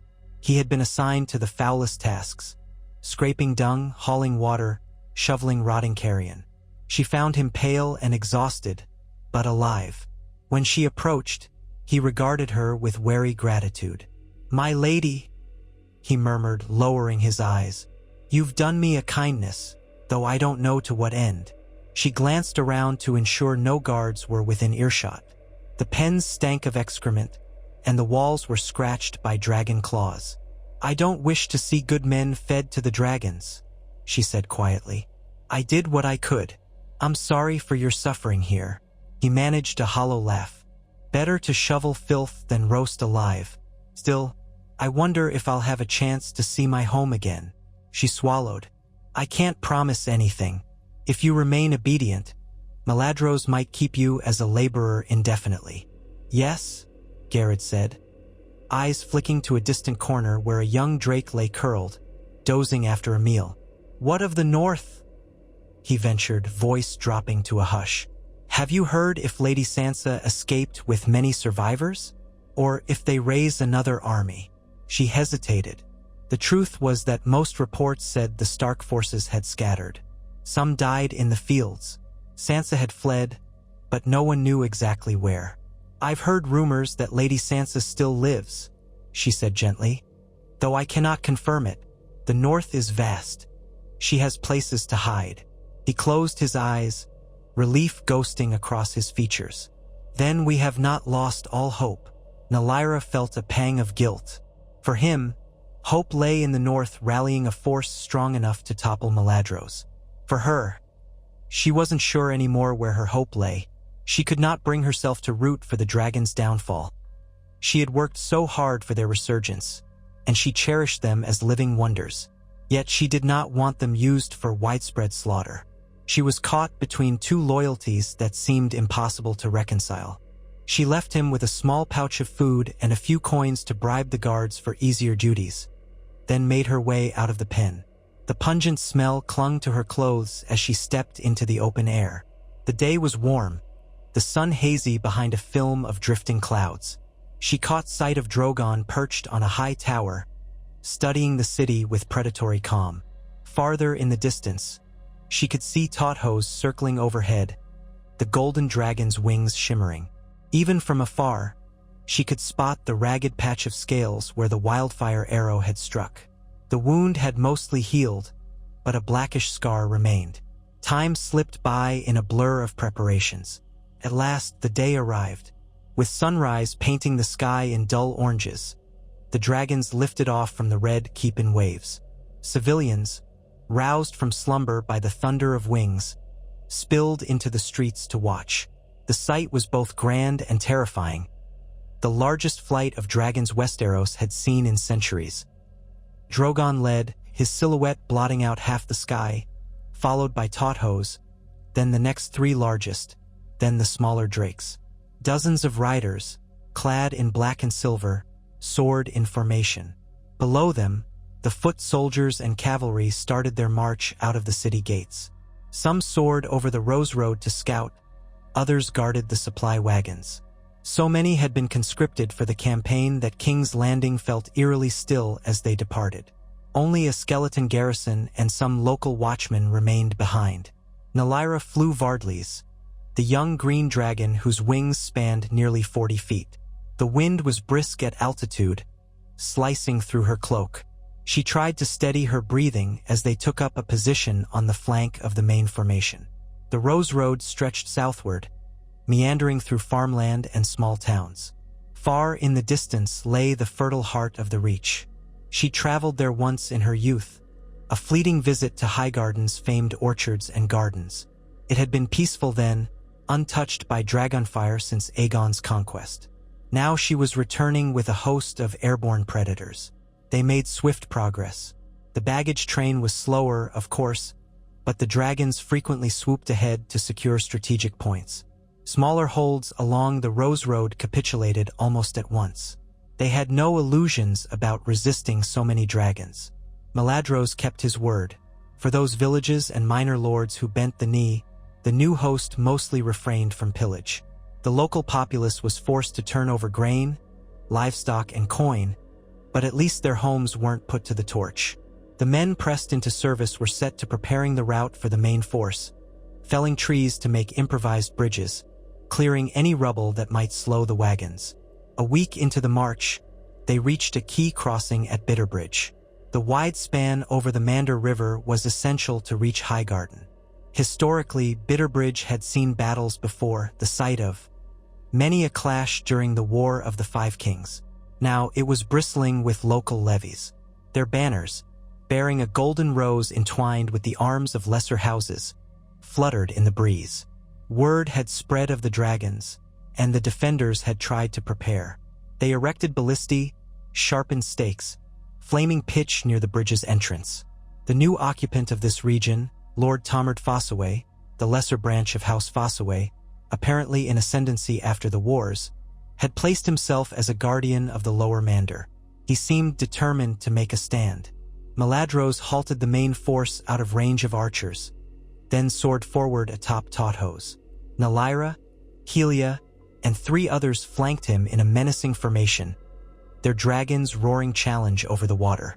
Lord Fossaway and his knights arrayed themselves on the far bank, behind barricades. A hush fell except for the wind and the distant rumble of the river's flow. Maladros's voice boomed across the gap. "Lower your weapons. Surrender the bridge and open your gates. I come in the name of the true Queen Daenerys Targaryen, whose memory demands your fealty. Serve or burn." For a moment, the defenders seemed cowed by the sight of so many dragons overhead. But Lord Fossaway, a stout man in his middle years, stepped forward onto the bridge. "We serve House Tyrell's legacy and the new steward of Highgarden. You have no right here. Turn back or taste our steel." Maladros raised a hand, and Tauthos unleashed a narrow jet of flame across the open space, licking at the barricades. Soldiers dove aside with startled shouts. Then Maladros spoke again, cold fury in his tone. "Is that your final answer?" Valyria hovered slightly behind him on Vardlys, scanning the defenders. Their ballistae were crude, lashed down with ropes. But if multiple bolts struck a dragon's underbelly, it could be dire. In the corner of her eye, she saw Helia's dark orange dragon streak forward, spewing flame at an archer tower on the right bank. Fire caught, blossoming along the wooden scaffolding. Soldiers scattered in dismay. With a roar, Maladros urged Tauthos into a dive, and the golden beast landed heavily at the near end of the bridge, rocking the timbers. His eyes glowed with savage light as he advanced, each step shaking the planks. Lord Fossaway shouted commands. The ballista nearest the bank fired a bolt. It missed Tauthos's head by mere feet, striking a stone parapet behind them. Another ballista loosed, scraping Tauthos's flank with a glancing blow that drew blood but failed to pierce deeply. The dragon roared, rearing back, and sent forth a blast of flame that engulfed the crew. Their screams were lost in the roar. Helia's dragon swooped in from the side, torching another siege engine with terrifying ease. The defenders flailed in disarray. Seeing the battle turning, Fossaway himself charged forward on the bridge, brandishing a long spear with a fire-hardened tip. He aimed for Tothos's wounded flank, determined to strike at least one meaningful blow. But Tothos swung his massive tail, sending a shockwave that smashed men aside like rag dolls. Fossaway was tossed into the river, weighed down by armor, struggling to keep his head above the rushing current. Nalaira almost pitted him. The bridging of a few thousand defenders was nothing against a flight of adult dragons. Before long, the defenders broke. Some attempted to flee upriver, others splashed desperately into the water, hoping to escape the columns of flame. Half of Bitterbridge's fortifications lay in ruin. The survivors threw down arms, calling for mercy. Maladros grinned, exultant. The new host seized the bridge, and the baggage train rumbled forward. Yet in a move that made Nalaira's stomach turn, Maladros ordered immediate reprisals for their resistance. He had the fortress at Bitterbridge ransacked, leading to looting and the forced conscription of any men of fighting age. Several knights who had personally fired upon the dragons were lined up in the courtyard and burned alive. The rest of the garrison was given the choice of joining his new legion or being chained as laborers. Nalaira saw Helia laughing with a cruel edge as the knights screamed in the flames. She felt nauseated but could do nothing. Speaking out would brand her a traitor in Maladros's eyes. And so the host continued south, each day marked by a cycle of threat, minor skirmish, and swift retribution. Villages that submitted were largely spared, though stripped of resources. Villages that resisted were shown no quarter. The name Maladros spread across the reach in frightened whispers, accompanied by the memory of Daenerys Targaryen's fury in King's Landing. Many lords wondered if bending the knee would truly spare them or only delay the day of reckoning. As they advanced, Nalaira found herself increasingly burdened by gloom. She drifted among the small folk, hearing their woes. The rich farmland that once made the Reach proud was now a battlefield, rotting corpses in open fields, vineyards trodden underfoot, irrigation canals dammed by debris. The host's foragers took what they wanted, the dragons devoured livestock. None dared resist openly. She saw mothers sobbing over the bodies of sons who had tried to defend their homes.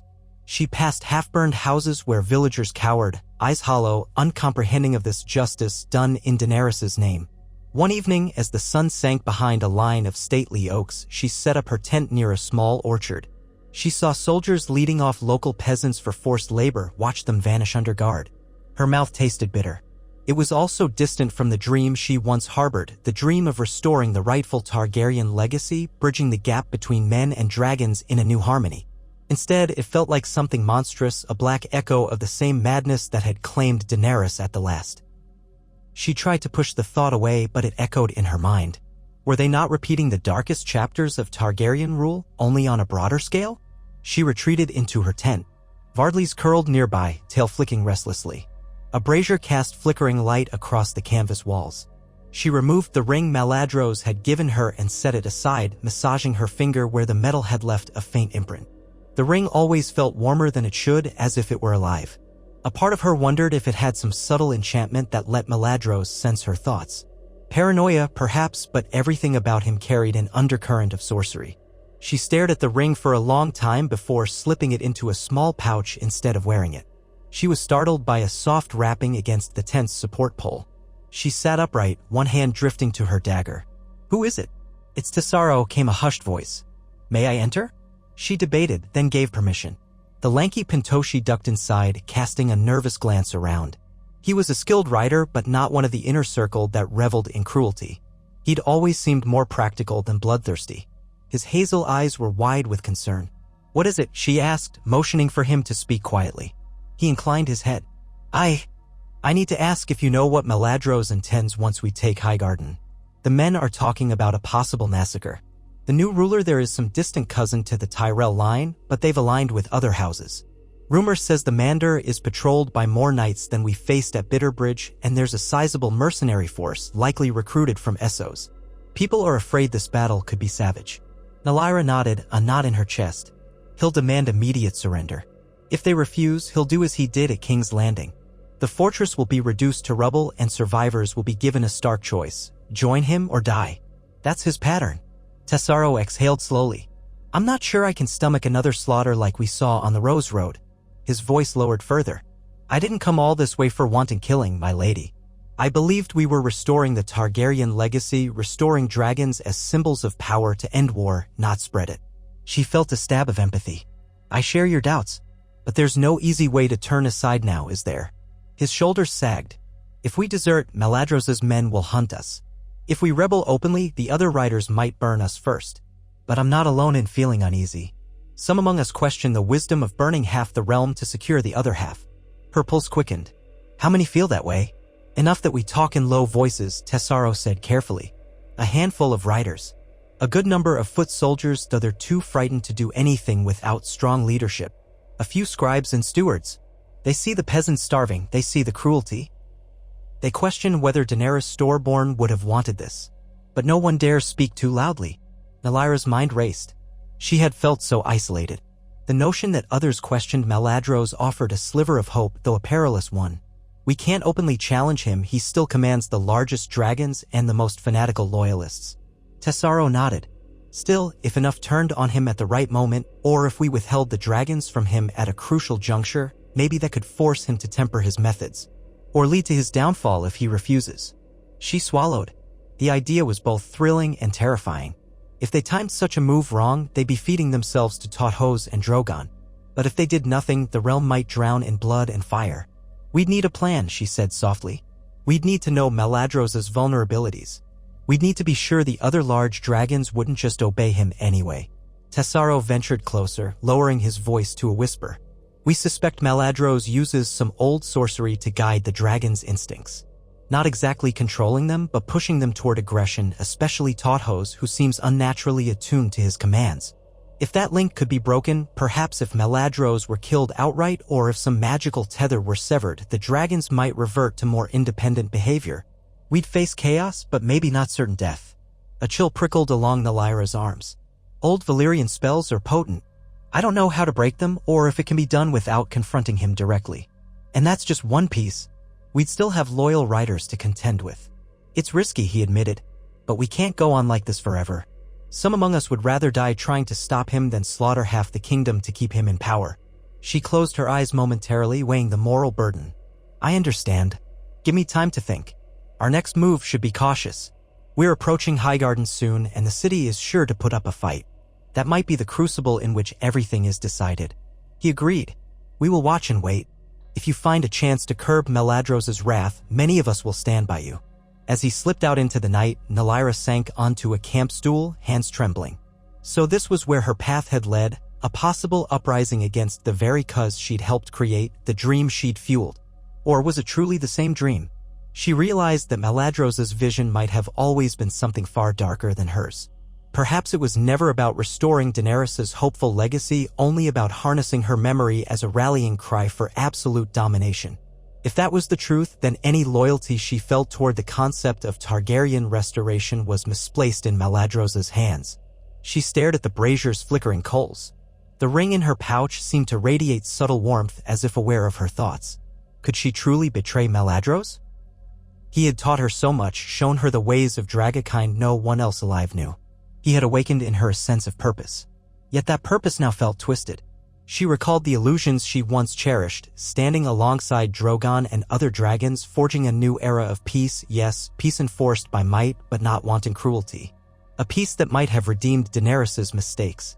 She saw little redemption in the ashes Maladros scattered everywhere. Sleep came grudgingly, haunted by dark dreams. In one, she saw Daenerys standing on the ramparts of a castle wreathed in flame, her face sorrowful, her eyes accusing. She whispered something Nylyra could not hear. Nylyra awoke with a start, heart hammering, certain Daenerys's ghost had tried to speak a warning. She rose with dawn feeling drained, but also firm in her resolve. If a moment came to stop this madness, she would not shrink from it. Days later, they finally reached the fields outside Highgarden.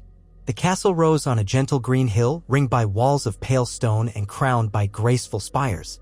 Once famed for its gardens and beauty, it now bristled with fresh fortifications. The banners on the ramparts were not purely Tyrell. House Tyrell itself had been nearly wiped out. Instead, a golden rose entwined with a new sigil, an oak tree on a field of green and silver. Nylyra knew from rumor that some minor branch of the Tyrell kin, fused with House O'Hart, had taken power there under the blessing of the small council back in the days when Bran ruled as king. Now, with Bran exiled, this new lord apparently considered himself the rightful steward of the Reach.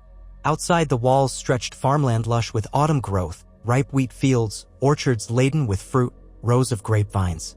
Maladros and his leading riders soared overhead, scanning the fortress. They spied catapults on the ramparts, lines of archers, and wagons of pitch that could be set aflame. Banners on the western approach indicated the presence of hundreds, perhaps thousands, of Sellswords, presumably mercenaries hired to help defend the seat.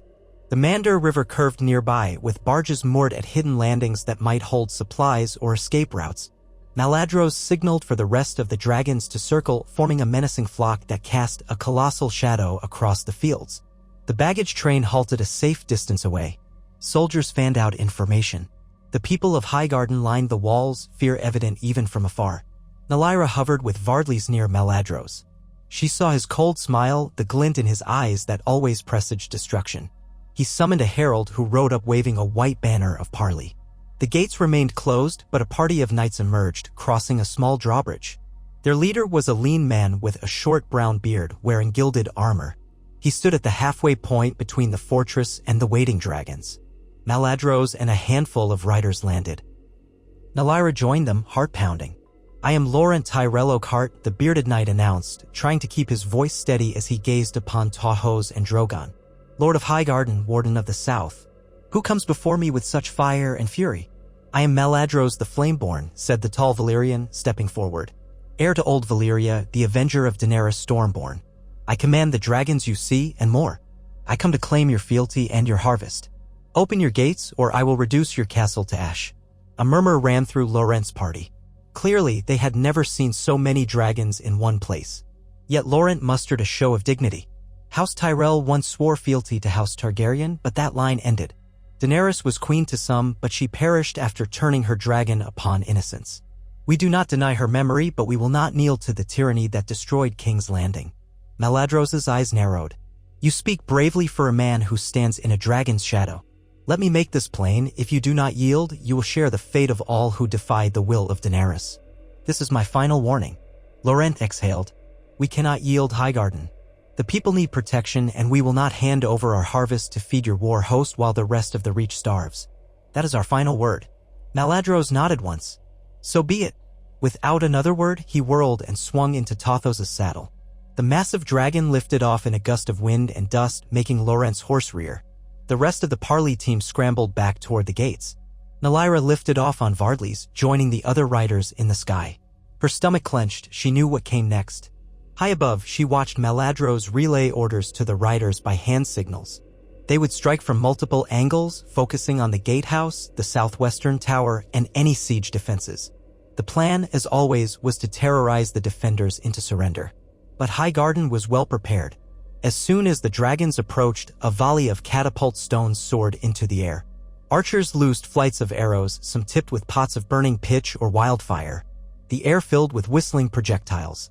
A lesser dragon named Syraxis took a direct hit from a wildfire arrow to the flank, shrieking in pain, veering off in confusion. Its rider tried desperately to keep control. Maladros sent Tahos into a diving sweep, unleashing a torrent of flame upon the parapets. A wave of defenders fell screaming, their cloaks alight. Others ducked behind stone merlins. In response, the catapult crews returned fire, launching flaming pitch that splattered against Tathos' scales. The dragon roared, ignoring the pain. Another flight of arrows soared upward, forcing the lesser dragons to swerve. Nalaira steeled herself. She guided Vardlys into a flanking run along the curtain wall, letting the dragon spew a narrow stream of fire that sent archers scattering. The walls of Highgarden were not as thick as some castles, less formidable than Storm's End or Winterfell, but they were formidable enough. She saw that Laurent's defenders had prepared a labyrinth of internal barricades and booby traps. Even if the dragons destroyed the outer battlements, a bloody fight within the castle courtyards would ensue. For nearly an hour, the sky filled with the roar of dragons, the thunder of catapults, and the cries of dying men. Smoke billowed from the southwestern tower, set aflame by Helia's beast. Boulders flung by defenders smashed into the ground near the Dragon Legion's siege lines. Flames guttered across the drawbridge, turning it to blackened timbers. Yet Highgarden did not yield.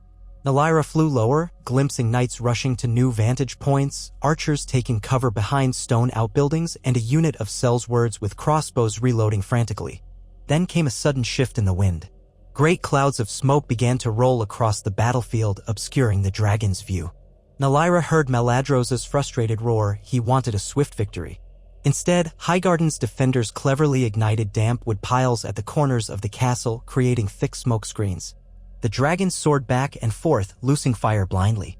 The defenders occasionally dashed from cover to fire arrows or hurl spears.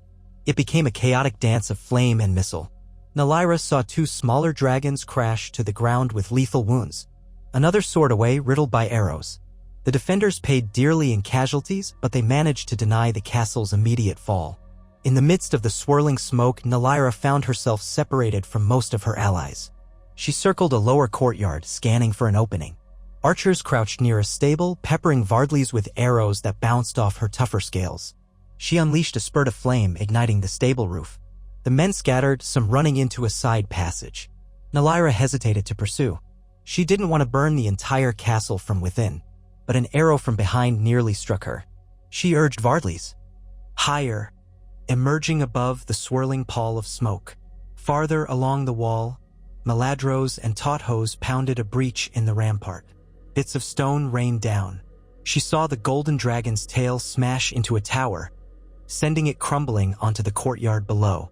From the corner of her eye, she spotted Drogon swooping low, black wings folded, streaming fire along another section of wall. It cracked under the intense heat, collapsing in a roar of stone dust. Defenders tumbled into the courtyard, shrieking. Below, foot soldiers and sellswords from the new host surged through the partially destroyed gatehouse, clashing with the defenders in brutal melee. Bodies piled on the causeway, while flames licked the gate's timbers. It was a vision of chaos. Nalyra sensed that Highgarden could not hold indefinitely, yet they refused to yield. The cost on both sides would be high. An explosion rocked the southwestern corner of the castle. Through the haze, Nalyra glimpsed a greenish inferno, wildfire, probably stored in casks by the defenders.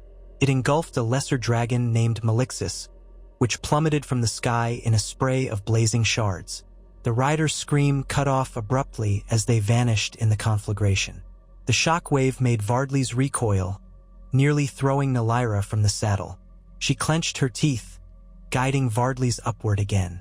The defenders had turned Highgarden into a death trap. But Maladros's fury was unstoppable. She saw him dismount on a parapet to lead a band of elite riders on foot, brandishing a sword that seemed forged from black steel. Tauthos perched on the broken tower behind him, scouring any approach with blasts of flame.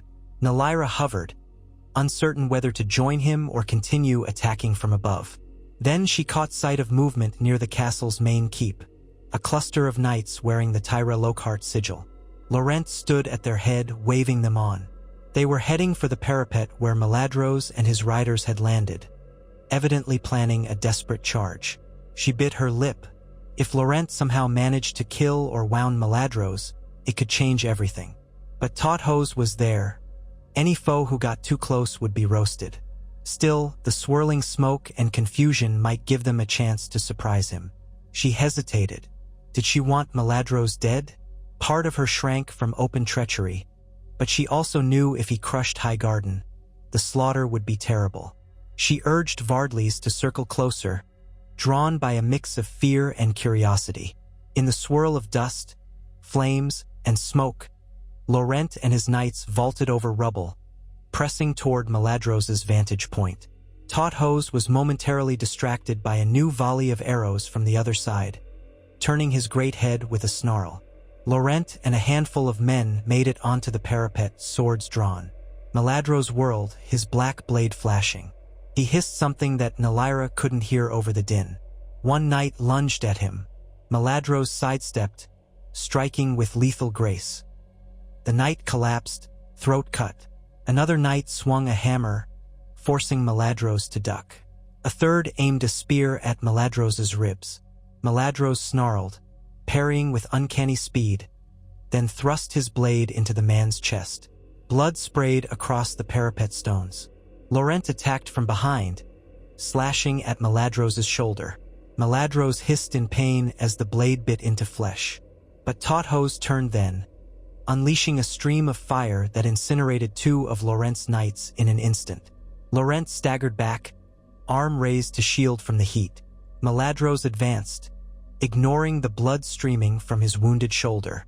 The two men traded blows in a furious instant, sparks flying. Laurent shouted something. Nalaira caught fragments. "Your tyranny dies here." Maladros's face contorted in fury, and he drove his sword at Laurent's midsection. Laurent managed to twist aside but lost his footing on bloody stone. He fell backward, dropping his weapon. Maladros lunged to finish him. Nalaira felt a jolt. She realized she did not want Laurent to die. Everything in her screamed that this massacre had to stop. Without fully deciding, she directed Vardlys to dive, aiming for the parapet. She yelled a sharp command.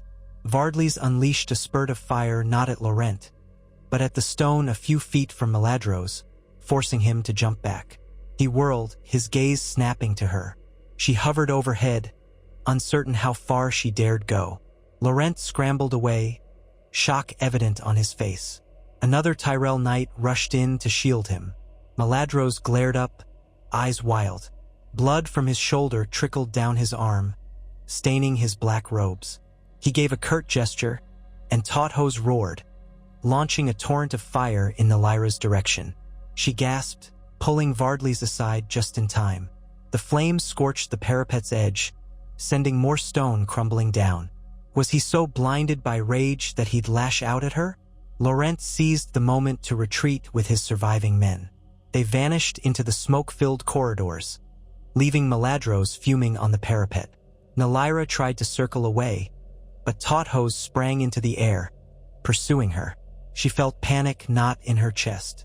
She hadn't intended a direct confrontation with Maladros, merely to disrupt his killing blow and perhaps let Laurent escape. But now Tauthos soared after her, teeth bared. She forced Vardlys to veer around a collapsed tower, searching for open sky. Tauthos closed the distance with frightening speed, fire flickering in his throat. They banked out over the outer wall, narrowly avoiding a collapsing catapult. The noise and chaos of the siege were everywhere. Dragons roaring, men shouting, flame and dust swirling. Nalaira gritted her teeth, urging Vardlys to climb. Tauthos unleashed a stream of flame that caught Vardlys' tail, singeing the tip. The green dragon shrieked in pain, nearly bucking Nalaira out of the saddle. She tightened her grip, heart pounding. Maladros must have realized who she was. His eyes locked on hers, fury incarnate. She saw his mouth form words, though the roar of the wind consumed them. Likely a curse in High Valyrian or a cry of treachery. She had to escape or risk Tauthos ripping Vardlys from the sky. Another blast of flames scorched the air near her. She dove low, weaving among the drifting smoke. Tauthos pursued relentlessly, more agile than she'd expected. Stones whizzed by from catapults, forcing both dragons to dodge. At one point, an errant catapult shot hammered into Tauthos' side, jarring him. Maladros grimaced but kept up pursuit. Vardlys glided behind the southwestern tower that was still aflame, giving them a moment of cover. Nalaira realized she could not outfight Tauthos. The golden dragon was older, stronger, and more heavily armored by thick scales. Vardlys might manage a short skirmish, but in a prolonged fight, she would be ripped apart. She needed to hide or break away entirely. She glimpsed the open fields beyond the castle where soldiers and cavalry clashed. Maybe if she could slip past the castle perimeter, she could lose Tauthos in the chaos below or even rejoin some friendlier elements among the host like Tesaro or the foot soldiers who harbored doubts about Maladros. She pressed her knees into Vardlys' flanks, urging the dragon into a sharp turn. They darted around the tower and took advantage of the thick black smoke billowing from a huge fire near the courtyard. Tauthos roared behind them, scorching the air blindly. Nalaira coughed, eyes stinging. Her dragon's wings beat frantically, and she felt them shoot out of the smoke, emerging over the farmland. Rows of wheat parted below. She saw peasants fleeing, soldiers clashing, and a few lesser dragons harrying pockets of defenders. With a surge of adrenaline, she angled Vardlys downward. If she flew low enough, Tauthos' fire would risk hitting Maladros' own men. He might hesitate. They skimmed over the field, wind tearing at Nalaira's hair. Tauthos burst from the smoke above them, shrieking. Nalaira ducked as a ballista bolt from the defending lines whizzed past, narrowly missing Tauthos. Vardly's soared just a few feet over the heads of the warring men below who scattered in terror. She heard curses and screams. A second later, Tahos loomed overhead. She braced for a torrent of flame, but it didn't come. Possibly Maladros did not want to set fire to his own ground forces. For several heartbeats, they raced across the field in a bizarre chase, weaving around clusters of men locked in combat. Nalaira spotted a line of high hedgerows near the Mandar's edge. If she could reach them, she might duck beneath the canopy of trees that lined the river, making it harder for Tahos to dive. She urged Vardly's onward. The dragon beat her wings furiously, panting from exertion and pain in her scorched tail. Tahos screeched, unleashing a warning burst of flame that rushed overhead, searing the top of a hedgerow. Leaves crackled and burned, but Nalaira pushed forward. Vardly's plunged through the smoke, and the next instant they were among thick willows and oaks near the riverbank. Branches whipped past. She had to force Vardly's to bank sharply to avoid crashing. The dragon flailed, snapping limbs off trees, sending a flurry of leaves into the air. But they remained airborne, albeit precariously. Tahos soared above, howling in frustration, unable to maneuver in the cramped space. Nalaira guided Vardly's along the river's edge, scanning for a spot to land or hide. The high canopy offered partial cover from a direct attack, though Tahos could still burn the entire area if Maladros decided it was worth the risk. Twisting branches and dense foliage made it treacherous to keep flying. Finally, they found a small clearing. Vardly's descended, stumbling on landing, letting out a wounded croon. The scorching on her tail had turned the scales black, raw flesh showing along the ridges. Nalaira slid off the saddle, stroking Vardly's flank. "Easy, girl," she murmured, tears stinging her eyes. She felt a surge of guilt. She had led them into a confrontation with the monstrous golden dragon that no one could match in a direct fight, except perhaps Drogon or one of the other fully grown beasts. Overhead, she heard Tahos's distant roars, the crackle of more fires near the castle. She feared Maladros might track her down soon, but the swirling smoke and the chaotic battle might grant her precious minutes. She wiped sweat from her brow, scanning the surroundings. The clearing was shielded by willow trees, their draping branches forming green curtains. The Mandar glittered a stone's throw away. She could see a narrow footpath leading deeper into the woods. The heavy churn of water suggested a small rapid or waterfall nearby. For the moment, no sign of soldiers or dragons. Her mind spun. She was effectively a fugitive from Maladros' wrath. So many questions. Should she flee entirely? Should she return to the castle and risk Tahos' immediate attack? Should she slip away and try to contact rebels or local lords who might side with her? At least a portion of the host was unhappy with the slaughter. But orchestrating an internal uprising in the midst of this chaos seemed near impossible, especially with Maladros in a rage. Wind rattled the branches. Nalaira pressed her cheek against Vardly's side, listening to the dragon's heavy breathing. This was the turning point, she realized. By interfering at that crucial moment, she had revealed her unwillingness to watch more mindless butchery. She doubted Maladros would forgive it. He would view her as a traitor, a threat. Her only chance was to slip beyond his reach, gather allies, and perhaps return when the moment was right. If they tried to kill Maladros or break his bond with Tahos, it would take a coordinated effort. She couldn't simply show up alone. She also feared that, without Maladros' controlling presence, the dragons might run rampant. This was no simple puzzle. Vardly's let out a plaintive moan, shifting her weight onto one hind leg. Nalaira grimaced as she examined the scorched patch of tail. She needed a healer or at least some supplies to clean and dress the wound. She rummaged in her saddlebag, finding a small flask of ointment. It was meager help, but she applied it gently to the dragon's charred scales. Vardly's flinched but didn't lash out. After some minutes, she managed to bandage part of the burn with strips of cloth. The dragon's labored breathing settled slightly. Still, flying again would be painful, but staying was dangerous. Overhead, Tahos' roars had diminished, replaced by sporadic bursts of flame near the castle. Nalaira guessed Maladros had decided Highgarden was the more immediate prize. He might have assumed she fled, or he trusted that he would hunt her down later. The fate of the castle was sealed. Even from here, she could see thick pillars of smoke rising over the ramparts, occasional bursts of greenish wildfire flaring like ghoulish lanterns. The defenders had put up a valiant fight, but it was only a matter of time before the dragons tore through them. A wave of sorrow washed over her for the beauty of Highgarden, likely to be blackened rubble by nightfall. A rustling in the brush startled her. She leapt to her feet, hand on her dagger. A figure stepped out, hands raised in supplication. It was a woman wearing battered leather armor, a short sword belted at her side. Her face was smudged with ash, and she was breathing hard as if she'd been running. "Don't stab me," the newcomer said, voice low but urgent. "I saw your dragon land. I'm not here to fight you." She was perhaps in her mid-20s, with shoulder-length dark hair escaping a simple leather helm. She had the look of a Sellsword or local fighter. Nalaira narrowed her eyes. "How did you find us?" "I was fleeing the battle," the woman explained, glancing warily at the dragon. "I was hired to defend Highgarden, but the place is overrun with your people. When I saw your dragon swoop down here, I risked coming this way. I just want to survive." Nalaira hesitated. If the woman recognized her as one of the dread dragon riders, she might either attack in desperation or beg for mercy. But the fact she approached with no weapon drawn suggested some measure of caution. "Your name?" "Kessa. Originally from the Stormlands. Fought in half a dozen skirmishes these past few years. I hold no love for Highgarden, but it was coin. Now the coin's worthless, as the castle is likely to fall." Nalaira absorbed this, trying to read Kessa's intentions. "What do you want from me?" she asked carefully. Kessa motioned at the smoke-draped horizon. "I'm not fool enough to fight dragons, but I'm no friend to your master either. He's left a trail of scorched earth from King's Landing to here. I saw your fight with the golden dragon overhead. Looked like you two were at odds. So I'm guessing you're not exactly in good standing with your new king." Nalaira stiffened. "You saw that." "I saw enough. I'm not here to pass judgment. If you're running from him, maybe we can help each other." Nalaira let out a slow breath.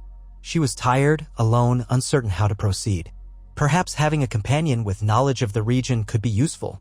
And how exactly would we help each other? Kessa cast a wary glance at Vardlis, who watched with a half-lidded gaze. "You need a place to hide the beast and rest. I know the backroads of the Reach. There's an old orchard a mile upriver that's been abandoned since the wars. Might be enough cover to keep your dragon out of sight. If your master's men come looking, we can slip into the hills." Nalaira arched an eyebrow. "Why would you help me? I'm part of the force that attacked your employers."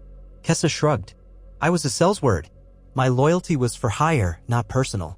With Highgarden about to fall, I see no reason to stick around. I just want to live and maybe find some moral ground in this damned land. Besides, from what I saw, you're on the outs with the top dog. The enemy of my enemy might be my friend, right?" Nalaira considered. She didn't trust easily, but this might be the only chance to find refuge until she could figure out a next step. "All right," she said finally. "Lead us to this orchard.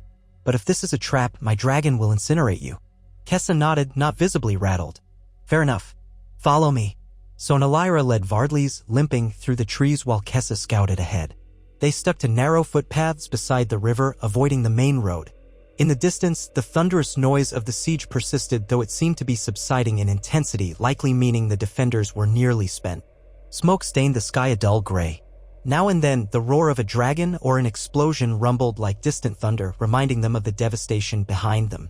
True to her word, Kessa guided them to an overgrown orchard.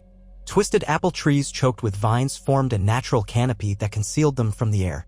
Between the gnarled trunks stood a collapsed barn, its roof caved in by time and neglect. A shallow pond lay nearby, likely fed by a small spring. It was a secluded spot with few signs of recent habitation. Nalaira helped guide Vardlis beneath the thick boughs. The dragon's presence frightened some foxes that bolted from the undergrowth, but otherwise it felt deserted. There, with Kessa's help, Nalaira found water and cleaned Vardlis' wound more thoroughly. They gathered what meager herbs they could to soothe the dragon's burn. It wasn't ideal, but it was a start. Once the initial rush of activity abated, they sat on logs near the pond, exhaustion settling over them. The orchard was quiet save for the chirp of insects and the rustle of leaves in a gentle breeze. Nalaira felt tension seeping from her shoulders. She was safe for the moment from Tothos's wrath, but the sense of betrayal, of finality, weighed heavily on her. Maladros would brand her a traitor.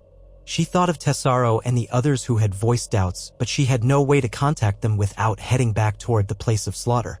She wasn't even sure if the conspirators among the ranks had survived the assault on Highgarden. Her mind reeled with questions: where to go next? Who could she turn to? The north was far away, the Vale guarded. Dorne was famously insular, and the Crownlands were under Maladros' thumb. Kessa broke the silence. "So, is that the plan? We hide here, or do you have somewhere else to go?" Nalaira let out a weary sigh. "I don't know yet. I need to learn the fate of Highgarden. Then maybe I'll try to find others who want to resist Maladros. He must be stopped. If he keeps going, he'll burn the entire kingdom." Kessa rubbed the back of her neck. I've heard talk of pockets of rebellion led by lords loyal to the exiled king. Rumor says that Sansa Stark herself is somewhere in the Riverlands gathering allies. But rumor is rumor. Nylyra's heart lifted slightly. If Sansa is indeed rallying people, that could be the best hope. She was once close to Daenerys in the sense of shared goals, at least for a time. If I can reach her, maybe I can prove I want to undo the damage Maladros is causing. Kessa nodded slowly. Then that might be our next move. But we should lie low for a while. Let the area calm down. If any of Maladros's riders are searching, we don't want to be spotted. They agreed to remain in the orchard for a few days, scrounging for food, letting Vardlys recover enough strength for a longer flight. Nylyra spent the time in uneasy reflection. She tried to fix in her mind the route to the Riverlands, recalling old maps. If Sansa was there, perhaps near Riverrun or Harrenhal, that would be her best chance. She also worried that Maladros would continue southward, subjugating Old Town or even Dorne.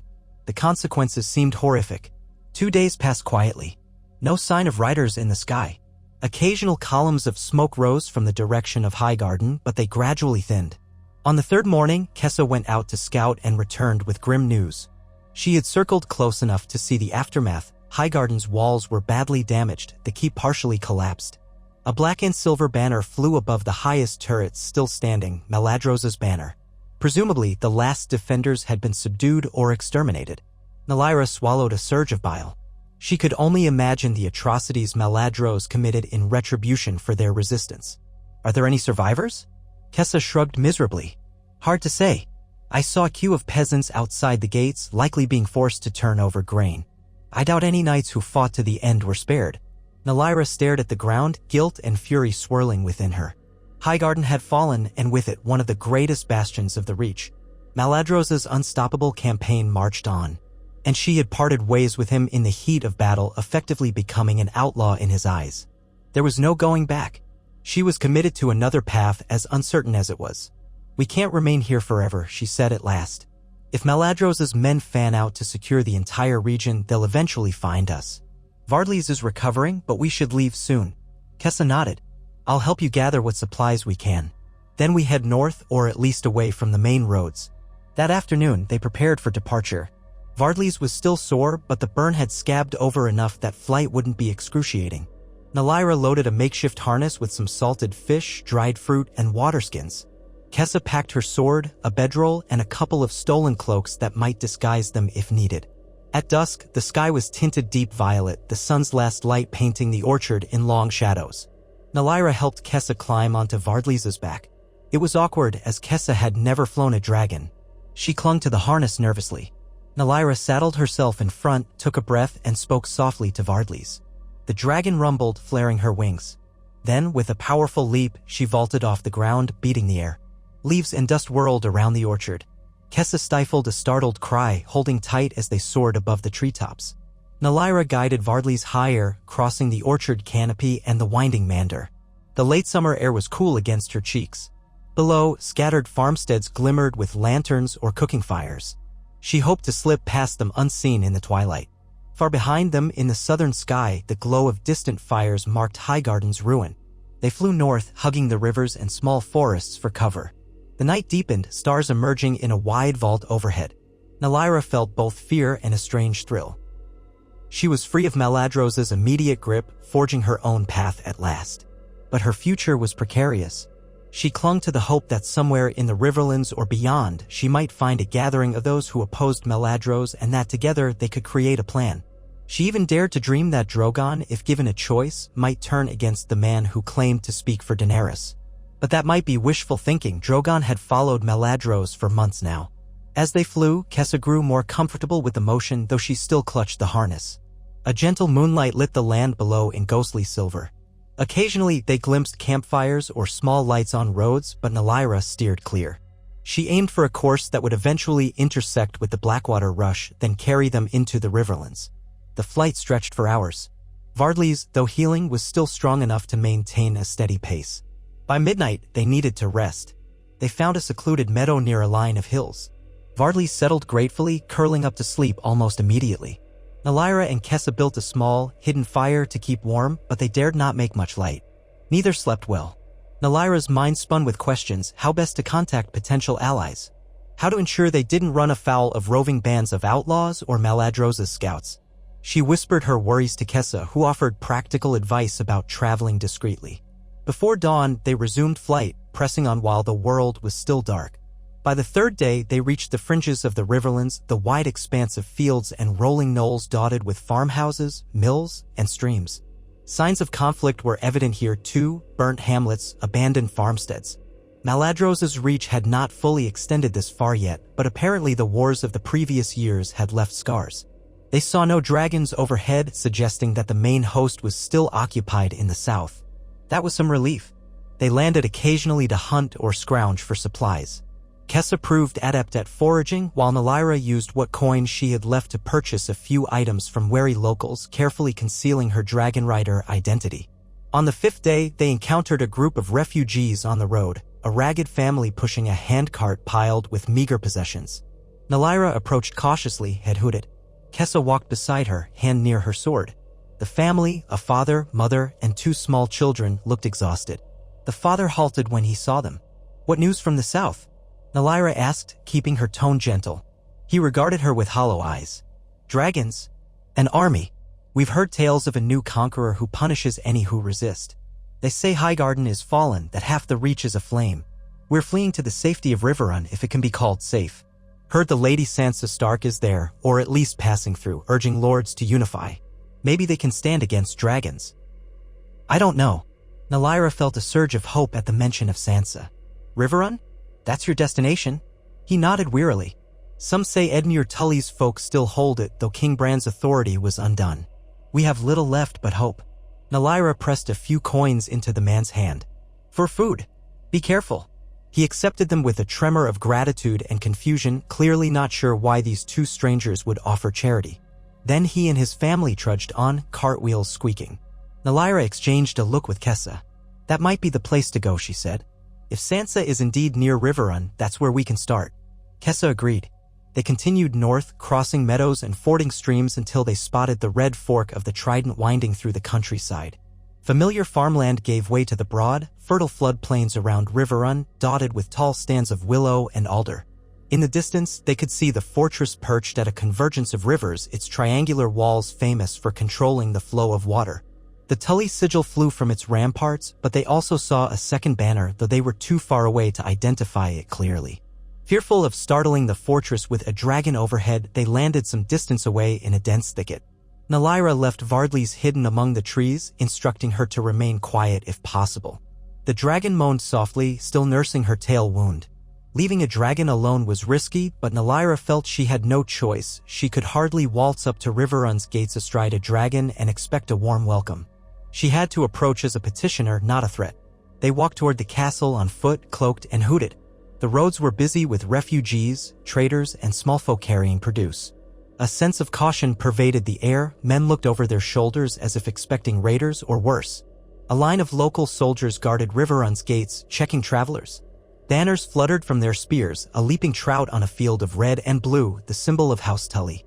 Also, a gray dire wolf on a white field. That told Nalaira all she needed to know: the Starks were here, or at least some contingent from the north. They joined the queue. When their turn came, a guard eyed them. "State your business." Nalaira kept her voice steady, letting Kessa do most of the talking. Kessa said they were travelers from the south, seeking refuge. The guard eyed them suspiciously, but did not see a threat. Two women, one unarmed save for a small dagger, the other with a sword but no banner. He waved them in, admonishing them to keep the peace. Once inside, they found Riverrun bustling with new arrivals. The courtyard near the main gate teemed with wagons, livestock, and exhausted families. Servants hustled about with barrels of water, sacks of grain. Nalaira noticed a few men in northern cloaks moving through the crowd, carrying the dire wolf sigil or wearing it pinned to their furs. She steeled her nerves, weaving past groups of travelers until she found a soldier in northern garb who seemed to be directing arrivals. He had dark hair, a short beard, and wore a surcoat displaying the Stark sigil. "Excuse me," Nalaira said, dipping her head politely. "I've heard rumors that Lady Sansa Stark is here. Is that true?" The soldier's gaze flicked over her with cautious curiosity. "And who might you be?" She mustered courage. "I'm Nalaira Valerion. I bring tidings from the south that Lady Sansa may wish to hear about the new threat rising under Maladros the Flameborn." The soldier's jaw tightened. You speak that name so openly? You've come from him, then? Kessa interjected. We fled his forces at Highgarden. We want no part of his tyranny. We seek an audience with Lady Sansa or her representatives. If you turn us away, we'll cause no trouble. The soldier weighed their words. He glanced at the crowd, then at them. Wait here, he said. I'll see if someone from Lady Sansa's council is available. They waited, nerves on edge. Kessa scanned the courtyard as if expecting an ambush. Nalaira's heart thudded with anticipation. If Sansa was indeed present, this could be the breakthrough she needed, a chance to align with the only major figure in Westeros who might stand a chance of uniting enough houses to resist Meladros's dragons. But would Sansa trust her? After all, Nalaira had served the very cause that dethroned her brother. Or, at least, had dethroned him by forcing him into exile. There were many unanswered questions. The soldier returned with another man, older, wearing a cloak edged with fur. This one carried himself with a soldier's bearing and had streaks of gray in his hair. He studied them intently. I am Halys Mormont, sworn to the cause of House Stark. You say you bring tidings from the south. Nalaira repeated her claim, trying to sound urgent but sincere. She mentioned the fall of Highgarden, the unstoppable flight of dragons, Meladros's cruelty. She spoke quickly about how Daenerys's memory was being twisted into an excuse for endless conquest. Halys listened, face grave. At times he asked pointed questions about how many dragons Meladros commanded, how large his ground forces were. Nalaira answered to the best of her knowledge, careful not to omit details. When she finished, Halys nodded. These align with the rumors we've heard, though not all so detailed. Lady Sansa will want to hear this directly. But you, Valerion, you said? And you fought alongside him, or you were part of his entourage? Nalaira hesitated, exchanging a glance with Kessa. I was his ally at first, yes. I believed we were avenging Daenerys Targaryen, whom I admired. But I didn't sign up for wholesale slaughter. I fled him at Highgarden, and now I seek to help those who would oppose him. Halys' jaw worked. He weighed her words. It's a strange tale, but these are strange times. Come with me. I'll take you to Lady Sansa, though you'll be disarmed and searched. Kessa nodded at Nalaira, and together, they handed over their weapons. Kessa's sword and Nalaira's dagger. Guards frisked them for any hidden blades, though they did not think to check Nalaira's pouch for the ring. Satisfied, Halys led them deeper into the fortress, weaving through corridors crowded with supplies and hurrying messengers. Everywhere, people spoke in hushed, urgent tones about the dragon threat, about lost battles, about the uncertain future. At last, they reached a small solar. 2 guards stood by the door. Halys rapped once, then pushed it open, gesturing for them to enter. Nalaira's pulse quickened. She stepped inside, Kessa at her side. The solar was lit by a pair of tall windows, revealing the rivers beyond. A table in the center was piled with maps. Around it stood a small group of lords and ladies conferring in low voices. At the head of the table stood Sansa Stark. She looked up as they entered, her red hair coiled in a simple braid over one shoulder. Her face bore the marks of recent hardships, shadows under her eyes, a faint scar on her left temple that Nalaira hadn't seen before. But she carried herself with quiet authority, shoulders straight, gaze steady. Nalaira felt a surge of awe and sympathy. Here was the woman who had tried to challenge Meladros at King's Landing, only to be driven off in a blaze of dragonfire.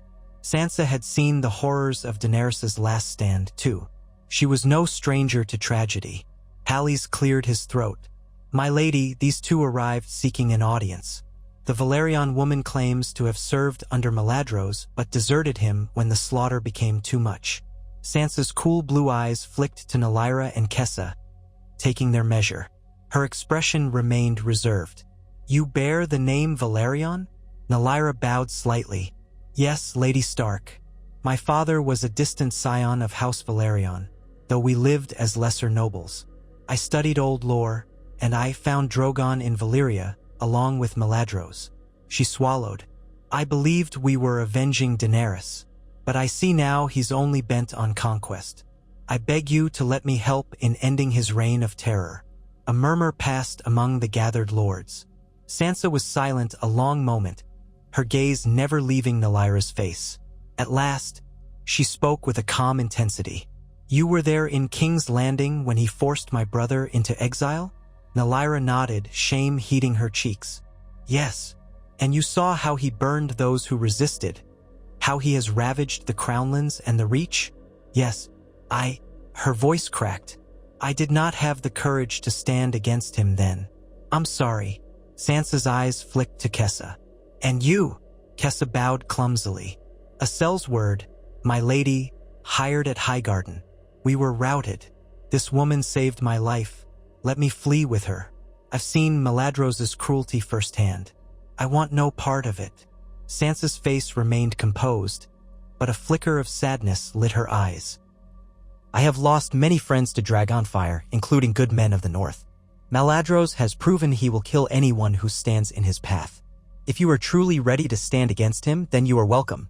But know that we can afford no half measures. If you betray us, or if this is some plot by Meladros to root out our plans, you will not leave Riverrun alive. Am I clear? Nylyra inclined her head. Perfectly clear, my lady. A small, grim smile tugged at Sansa's lips. She turned to the others at the table. We need all the help we can get if we're to face a host of dragons. Let them stay. Have them tell us everything they know. The lords glanced at each other, then nodded. Nylyra felt a wave of relief course through her. She had found refuge. For now. But the danger was far from over. Meladros's forces numbered many, and he commanded the largest dragons alive. Yet she clung to the hope that, working with Sansa Stark and whoever else gathered under her banner, there might be a way to halt the tide of blood, maybe even break Meladros's hold on the dragons. The road would be perilous, but at least she was no longer alone in her resolve. Sansa turned back to the table, gesturing for Nylyra and Kessa to join them. Tell us everything about the dragons, their riders, their weaknesses, Meladros's spells, anything. We will plan from there. And so Nylyra began to speak, her voice trembling at first, then growing steady. She recounted how Meladros summoned dormant dragons in the ash-laden plains of old Valyria, how he used older magic to bind their wills, how he forged an army of riders hungry for glory or gold. She described the cunning tactics, the horrifying punishments, and the unstoppable momentum. The lords around the table listened intently, occasionally asking clarifying questions. In Sansa's eyes, Nylyra read both revulsion and grim determination.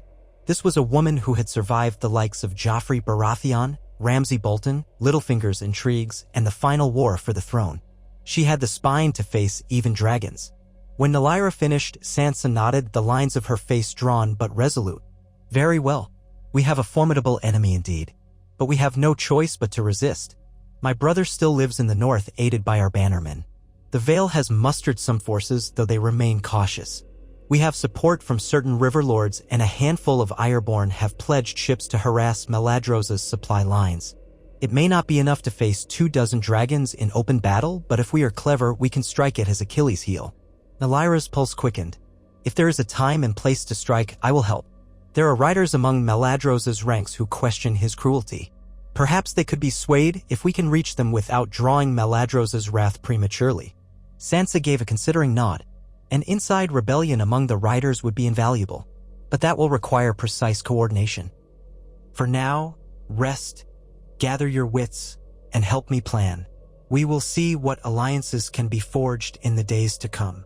A sense of relief and purpose flooded Nylyra's heart. She was finally on a path that felt right, though it was fraught with peril.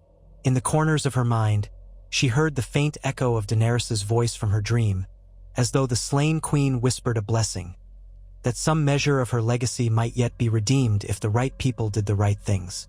Even as Meladros invoked Daenerys's name to justify cruelty, perhaps Nylyra could invoke it to uphold the compassion Daenerys once showed.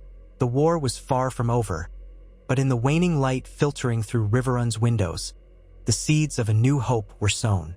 She bowed to Sansa, then joined Kessa in stepping aside, letting the lady and her council continue their urgent deliberations.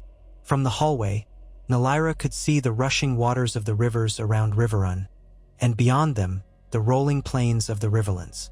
Somewhere beyond those plains lay the path to either the realm's final doom or its chance at salvation.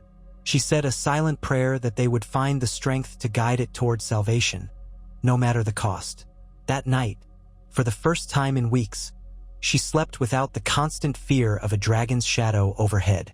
Yet in her dream, she stood before the melted ruins of the Iron Throne, with Daenerys Stormborn's voice echoing on the wind. No words came, only the distant cry of dragons. But the lament in those cries spoke of a deep longing for a world where might did not always make right, and where the bond between dragon and rider did not mean endless war. When she woke with dawn's first light, she clung to that lingering feeling, determined to do whatever was necessary to see it realized.